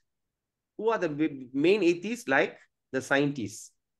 The scientists and all these people, they are all atheistic in nature. So these are the 4 people who will not surrender to me. Okay. Now, 7:16. But now, let's see who are the 4 people who will surrender to him. Chatur Vidya Bhajan. Chatur means 4. Chatur Vidya Bhajan Te Mang Janasu Kirtinorjuna Artho Jignasur Artarti Jnani Cha Bharadar Sabha. Oh, best among the Bharatas. 4 kinds of pious men begins to render devotional service unto me. Who? The distress. The person who are very distressed. The desire for wealth. Those who desire for wealth. Those who are inquisitive. They are very inquisitive. They want to know who is this. And number 4, those who are searching for absolute, searching for knowledge. Okay, example, when you look at this is the story from Bhagavatam. They call a Gaja, what Gaja? Gajendra. Gajendra Moksha, Gajendra. This Gajendra is such a great, mighty elephant, was stuck, went to the pond to drink water, but was attacked by the crocodile. And the flood pulled that Gajendra into the water. When the Gajendra went into the water, of course, in the water, crocodile is stronger, elephant is weaker. And he was almost to die. He couldn't do anything. He immediately started to call upon the Lord. And this is what? The person who surrenders to Krishna in distress, who approach Krishna in distress. Now, let's look at this boy. This is Dhruva. All right? He was such a young boy, but because the father was a king, but father had a second wife, and he was keeping the second wife's son, the stepbrother, on his lap. So he wanted to go and approach, he wanted his father's love. He went to the father and said, Daddy, he went and got into the lap. So the stepmother pushed him away. And she said, if you want to sit on your father's lap, you should be born from my womb. Therefore, you don't qualify, get out, chase him out. So he'll be very distressed. So he's going to ask his mother, why my stepmother is doing this? What is the thing? I want to get my father's wealth. I want to be the king. I make sure the fellow don't get it. So the mother was just to satisfy, just to please the young boy. He says, well, all these only Krishna can do it. We have no power. Then he said, where to look for him? He says, I heard that everybody goes into the forest and looking for God. Oh, really? So when they said playfully, but what happened? He seriously gave up everything and went into the forest. He stopped everything. He went into the forest and started meditating. Right? So that means he approached Vishnu for the sake of this thing. And the one who are inquisitive. Okay. These are the people who are in the stage of Naimisaranya. After the great fire sacrifice, all the sages get together and they call upon the Sutta Goswami and ask him to sit on the throne. And they're inquisitive. They're asking what actually happened in that conversation between Parikshit Maharaj and Sukadev Goswami. Okay. Parikshit Maharaj is the one that kings were cursed. In 7 days, he will die by the snake bite. So that Parikshit Maharaj went and looked for, he wanted to go and find out, and he went and approached that Sukadev Goswami and asked him what a man that about to die should know. And that's when Sukadev Goswami started to give that Bhagavatam. The Bhagavatam was spoken. And in that assembly, Sutta Goswami was watching. So Sutta Goswami was there listening firsthand their conversation. Then later, that Sutta Goswami went and joined this gathering for this big fire sacrifice, Naimisaranya forest, because that's when all the sages got together. They just prayed to reduce the effect of Kali Yuga. Remember, I said just now, they see how this Kali Yuga is going to survive. So they did a big fire sacrifice. So after the fire sacrifice, they said, oh, Sutta Goswami, you're here. So now we want to know what actually happened during the conversation. You are there firsthand. So kindly tell us. So they put him there and they're inquisitive. They want to find out what happened. So these are the inquisitive. And number 4, the searching for absolute knowledge of the absolute. This is you see the 4 boys here, son of Brahma. They're known as Kumara. In one of the Sampradaya, I told Kumara Sampradaya, it came from them. So these 4 boys, after Brahma created them, he said, now go and procreate human being, generation. But these 4 boys is no, cannot. So the child who went against the father, who never listened to the father, never happened now. It happened from the day one creation. When Lord Brahma created these boys, and the boy says, he said, I'm not going to listen to you. I want to go and look for the truth. So they were just traveling. Suddenly they smell some tulsi smell. They're wondering, hey, what is the smell? It looks so unique. He just travel. Pam. He went to the place called Vaikunta. And in that Vaikunta, there's 2 security guards was standing there, Jaya, Vijaya.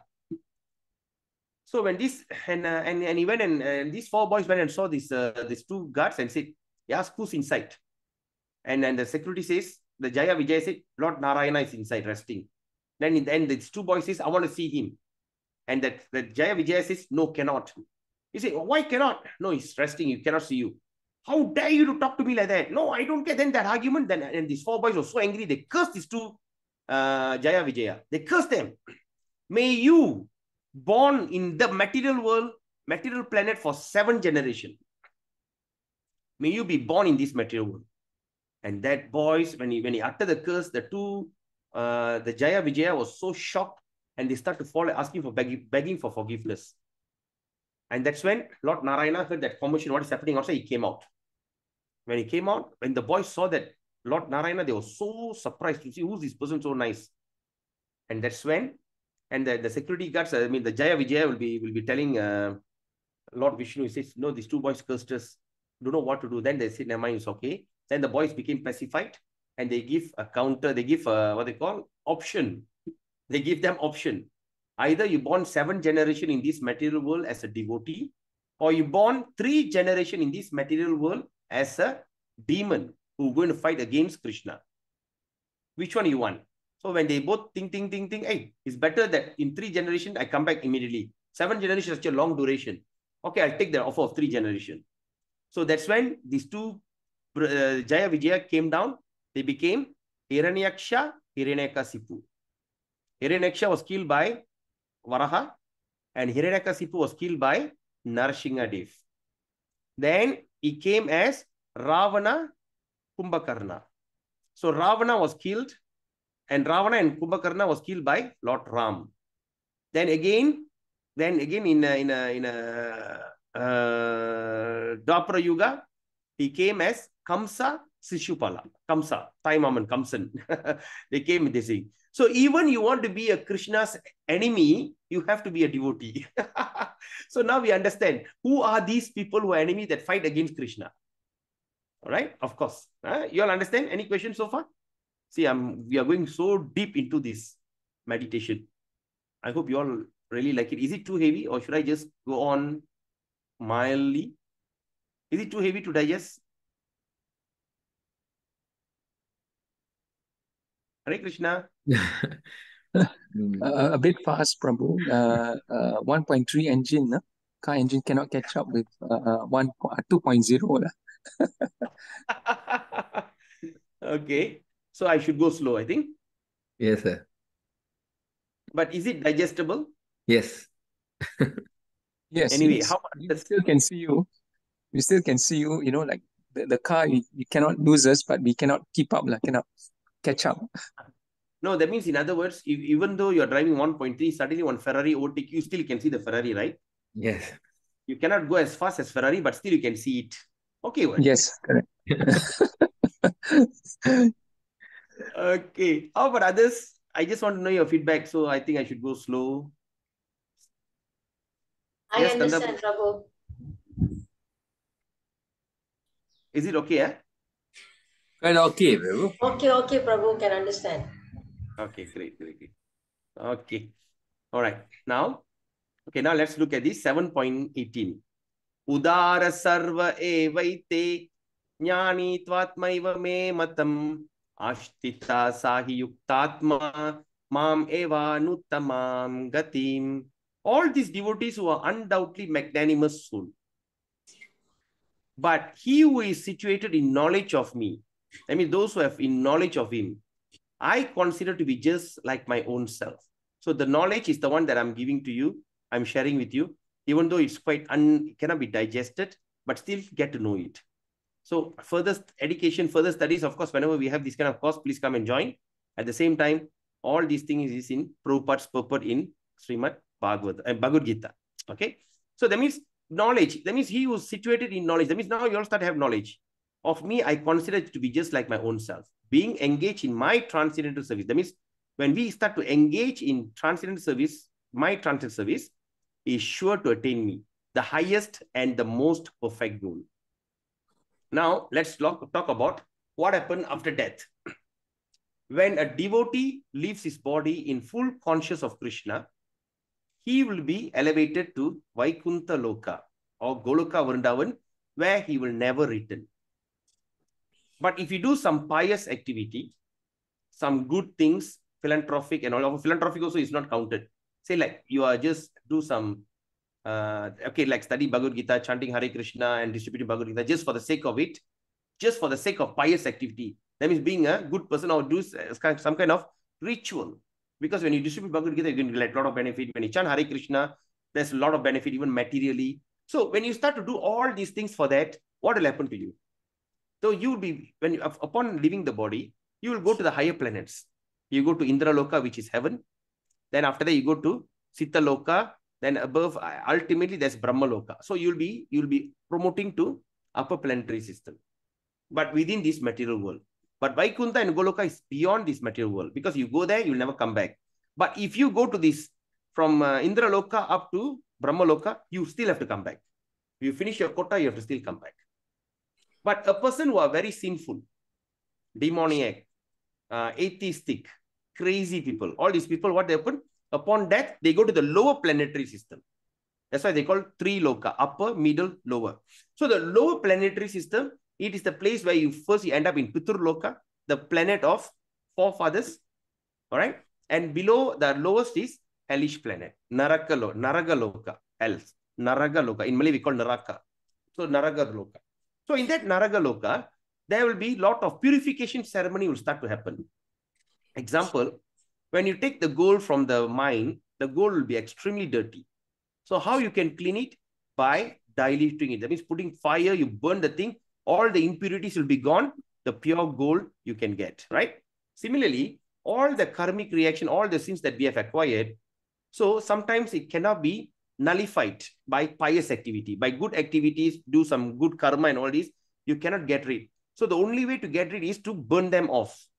So the burning process will happen in Naraka Loka. So when a living entity was sent to hell, they'll be put in many varieties of hell, Kumbhipaka and all these many types of hell. All right. I think there's around 5 or 7 types of hell there. Anyway, we don't go into that detail, which is not relevant for us actually. So in that hellish planet, a person will be tortured extremely until all the things like, tortured extremely. And after that, if they are given a body, they'll elevate back to this material world and take any kind of body. If not, they'll go to the Pitur Loka without any body, without gross body. That's why we do this Amavasya, Pinda and all this ceremony, because we don't know what happened to it. So actually what we are doing this Pinda for, if there is anyone in my forefather who has not received gross body, so they will benefit. So for that, okay, anyway, that's out of the topic. So that's a lower planetary system, upper planetary. So then what happened? Okay, now, so there's 2 options. When we leave the body, when we start to see a situation like this, you can see this bird is a plane. It is Garuda. All right. Or in other words, we can call Garuda Airlines. So when you see Garuda comes along with these 2 person who looks like Vishnu, and they are known as Vishnu Duta. Or Malay, we call Duta, right? Tudargal, Vishnu Tudargal, or ambassador. So when these Vishnu Dutas come, you are well assured that you are going back home, back to God. So this Vishnu Duta will accept the soul very respectfully, and there'll be another Vishnu Duta will be blowing a conch shell, and they'll take you so respectfully. They'll keep you in this what they call in this kind of chariot type of things. You put you here, and they'll fly you back home, back to God.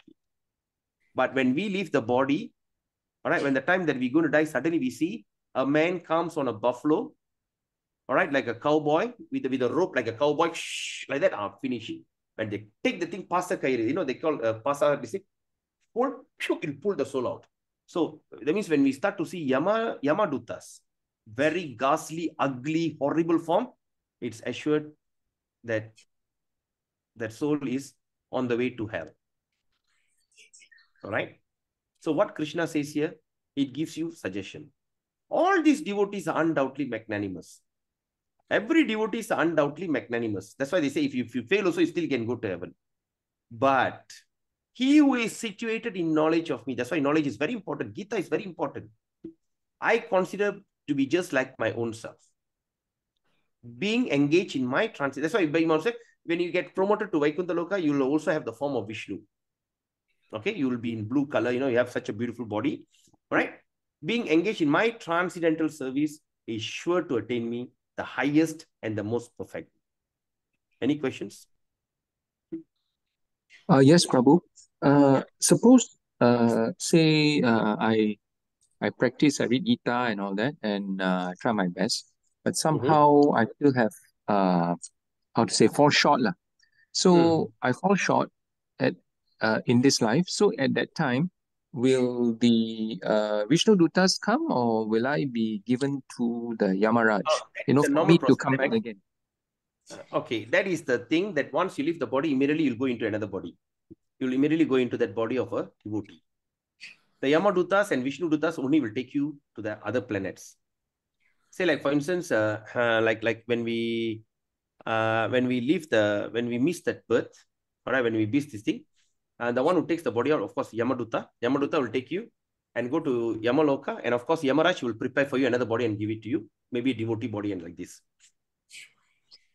But you won't suffer the hellish punishment. Yes, thank you.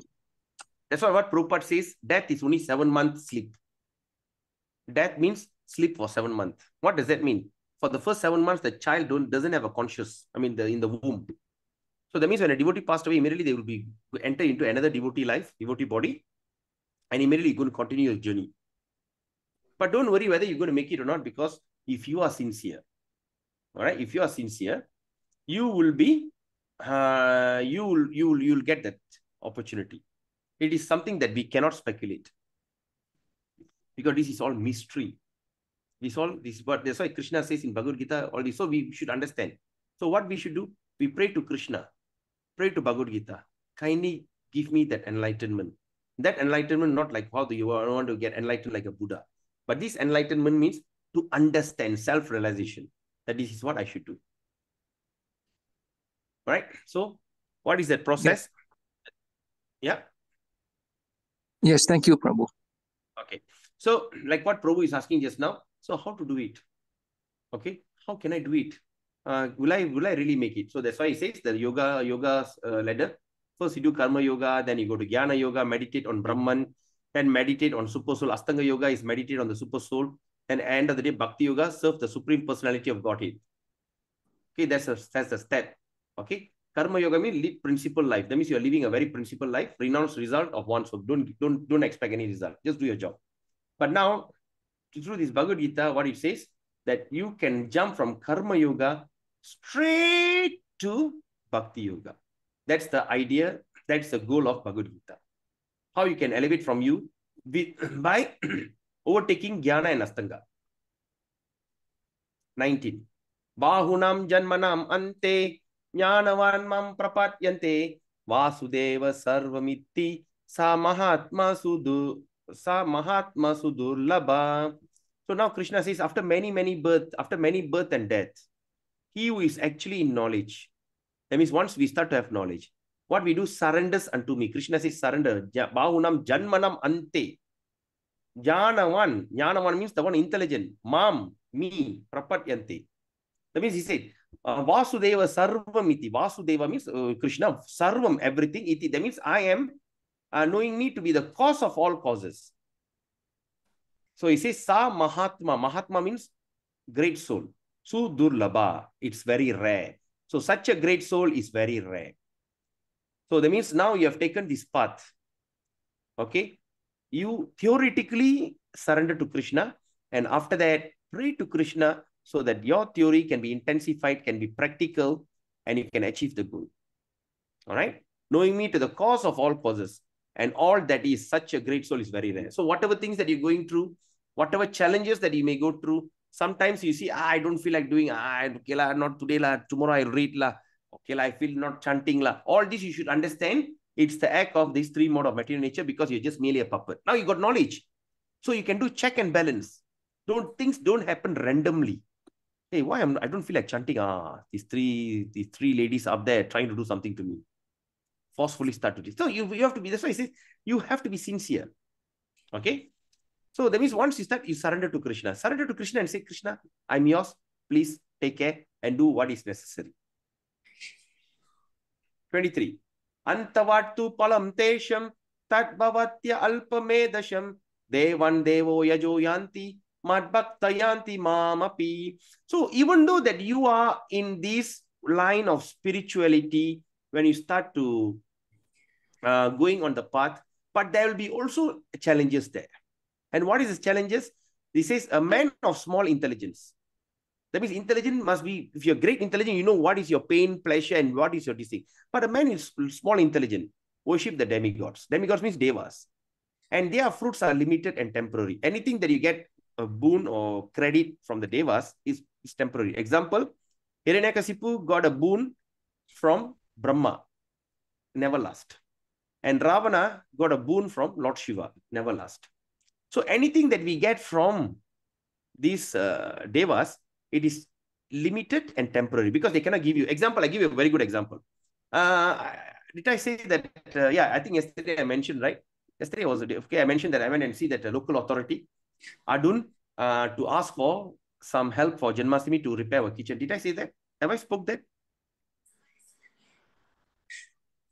Did I? Hello? No, Prabhu. No, sir. No. Did I say that I went to this Adun's office? Oh, no. I spoke in the evening because after the class, I went there to see Adun.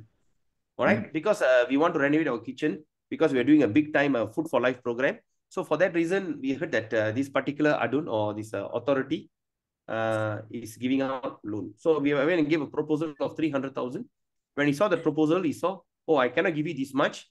The highest we have given 80,000, but we tried to give something like 30 to 50 or even lesser. All right, but still we'll try to help you some more. That is what Adun can give you. But at the same time, around 2-3 weeks ago, I am staying in Meru. That place is under the constitution of Tambun, and the guy who my MP is Anwar Ibrahim. So what happened? The place that I'm living, there's another place just around less than a kilometer away. My another taman. It is called Chamo, and in Chamo, Anwar Ibrahim came. I think around 2 or 3 weeks ago. I think 3 weeks ago, something like that. Anwar Ibrahim came. When Anwar came, he said he wanted to meet all the people and everything. So all that, I think some temples went and asked for donation. He grant each temple 200 over 1,000.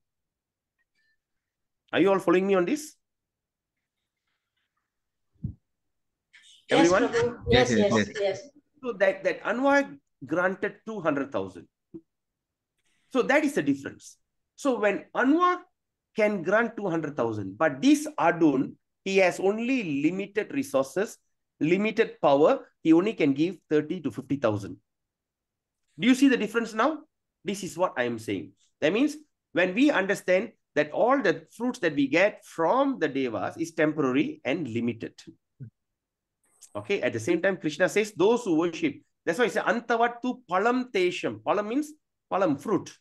That means பழத்தை எதிர்பார்த்து வாழ்றது. என்ன செஞ்சா பழம் கிடைக்குது, பழம். Okay, பழம் தேசம். Okay, looking for the fruit. That bhavati. And these guys, alpa medasham. Alpa medai. You know, in Tamil we call alpa medai. Even now, alpa medai irukka. Alpa means less intelligent. Meda means intelligent. Alpa means less. So that means you say, and their fruits are limited and temporary. Those who worship the devas, what they do, they go to the planets of the demigods, devas. We still go there. We go to the planets. Like if you pray to Shiva, you go to Kailash. Like all these things, you go to Kailash, you go to Brahmaloka, you go to like all these planets that are given to them. You still go there. There's no doubt. But of course, you go there, you have good time, but still you have to come back. Like when you talk about heaven, heaven is Indra Loka, where the deva called Indra stays there.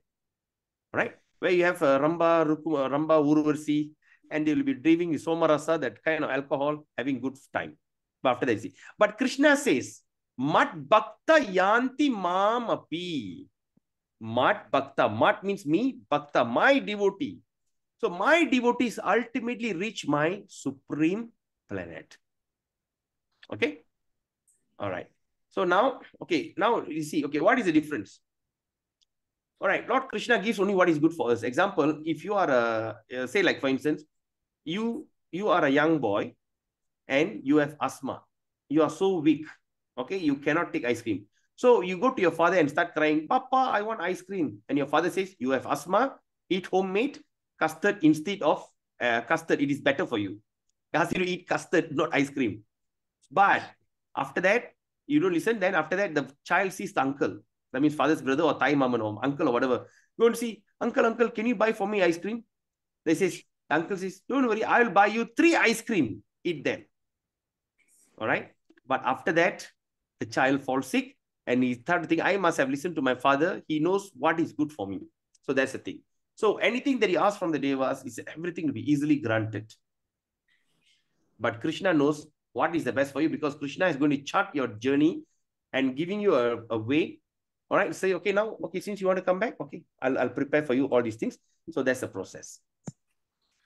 25.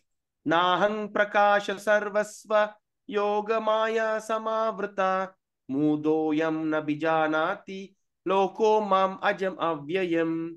So now Krishna says, I am never manifest to the foolish and unintelligent. For them, I am covered by my internal potency. Okay, yoga maya. And therefore, they do not know that I am unborn and infallible. Even though that Krishna was there, Duryodhana did not recognize him. Dhritarashtra did not recognize him. All that Kauravas, nobody recognized him. The one who recognized him was only Arjuna and the Pandavas and the mother. All right? And even Bhishma Dev, yes, at one moment he recognized him. So this is, I never manifest to the foolish and unintelligent. That's why to know Krishna, he has to show himself to you. Okay? 28. After that he says, Yesam tvananta gatam papang jananang punya karmanam te dvandva moha nirumukta bhajante mam durda vrataha. Person who have acted piously in previous life and in this life, okay, and in this life and whose sinful action are completely eradicated are freed from dualities of delusion. And they engage themselves in my service with determination. In other words, so a person who have acted piously, that means if all of you are sitting here and listening to this class because you have acted something very piously in your previous birth. It doesn't happen by chance. All right. And now you're coming and trying your best to learn further. So that means you're freeing yourself from the duality of delusion, and now you're engaging yourself. So these kind of people, they engage in the service with determination. So 30. So now Krishna comes to the conclusion. Sadi bhutadi daivam mang sadi yaknam cha ye vidu prayana kale pi chamang ta te vidur yukta chetasaha. Those in full conscious of me, who know me, the Supreme Lord, to be the governing principle of the material manifestation of the demigods and of all methods of sacrifice, can understand and know me, the Supreme Personality of Godhead, even at the time of death. That means, in other words, those in full consciousness of me, those who are really conscious of Krishna, and after that, you start to know them, you start to understand Krishna, who is the governing principle, the one who governs everything, the one who controls everything, material and the devas, and all the method of sacrifice. Every method of sacrifice, the fire sacrifice is swaha. Swaha, we understood, right? Swaha means feeding to the mouth, tongue of Vishnu. Or when you chant the mantra, Om Namo Om, Om means addressing Krishna. So can understand and know me, the Supreme Personality. That means you start understanding he is the Supreme Personality, because Krishna himself declaring it that. It's not that I am speculating, not Prabhupada is writing it. When you look at the Sanskrit, you translate, that's what I'm telling you. You see, it's very straightforward. So such a person can remember, understand, even at the time of death. Because that is the time where you are tested. You are taken a lifetime of practice and your test is at that final moment of life. So all these things, further studies, you can also consider buying Srimad Bhagavatam. The entire canto is the Srimad Bhagavatam is actually a collection of all that Vedic thing, 18 books in total. It's an encyclopedia. and it has 18,000 verses, and it's amazing book. It's everything that you should know about material energy, Krishna's relationship with Shiva, Brahma, everything amazing. Everything's inside. Samam Bonam. The entire thing is inside this book. Price is 1,200 in English and 1,000 in Tamil. But me, no such thing. For me, in English, roughly 500, Tamil, roughly 400. Because I don't want to make profit, and I just don't believe in making profit from the books. So, of course, the temple, of course, they have to maintain that. But I am distributing at the rock bottom price, which you can't even think about it. So if you think you want it, you just can consider, but it's not a must. But the most important is the RDC formula. If you want to achieve Krishna, you really want to do the RDC formula, read daily, distribute Bhagavad Gita, and chant Hare Krishna. That's the only way we can achieve perfection. All right. With that, we end the session here. Exactly 11:22. All right. We are 10 minutes over short. So is there any questions, any comment? And by the way, wait, let me see. Gallery. Okay. By the way, what is his name? CS Prabhu, your books I'll be sending today. Okay, thank you, Prabhu. Yesterday Prabhu, only. on this book, sorry, on the books, Srimad Bhagavad SB lah. Okay. To order, I have to contact you, right? WhatsApp you. Yeah. Okay. Okay. Thanks, Prabhu. You have to buy through me, because if you buy through KL, you check the price first, Prabhu. Yes. Yeah. I got a set. You got a set.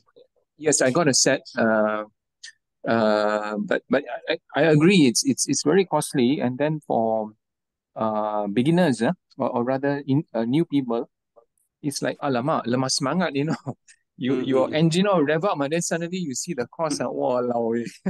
Yeah. But anyway, thanks, Prabhu. I think this is really a blessing. You're selling at such an affordable price for this 12 volumes. Thank you very much. That's my passion. In Tamil, I have sets, but in KL, if you want, I can send them directly to you.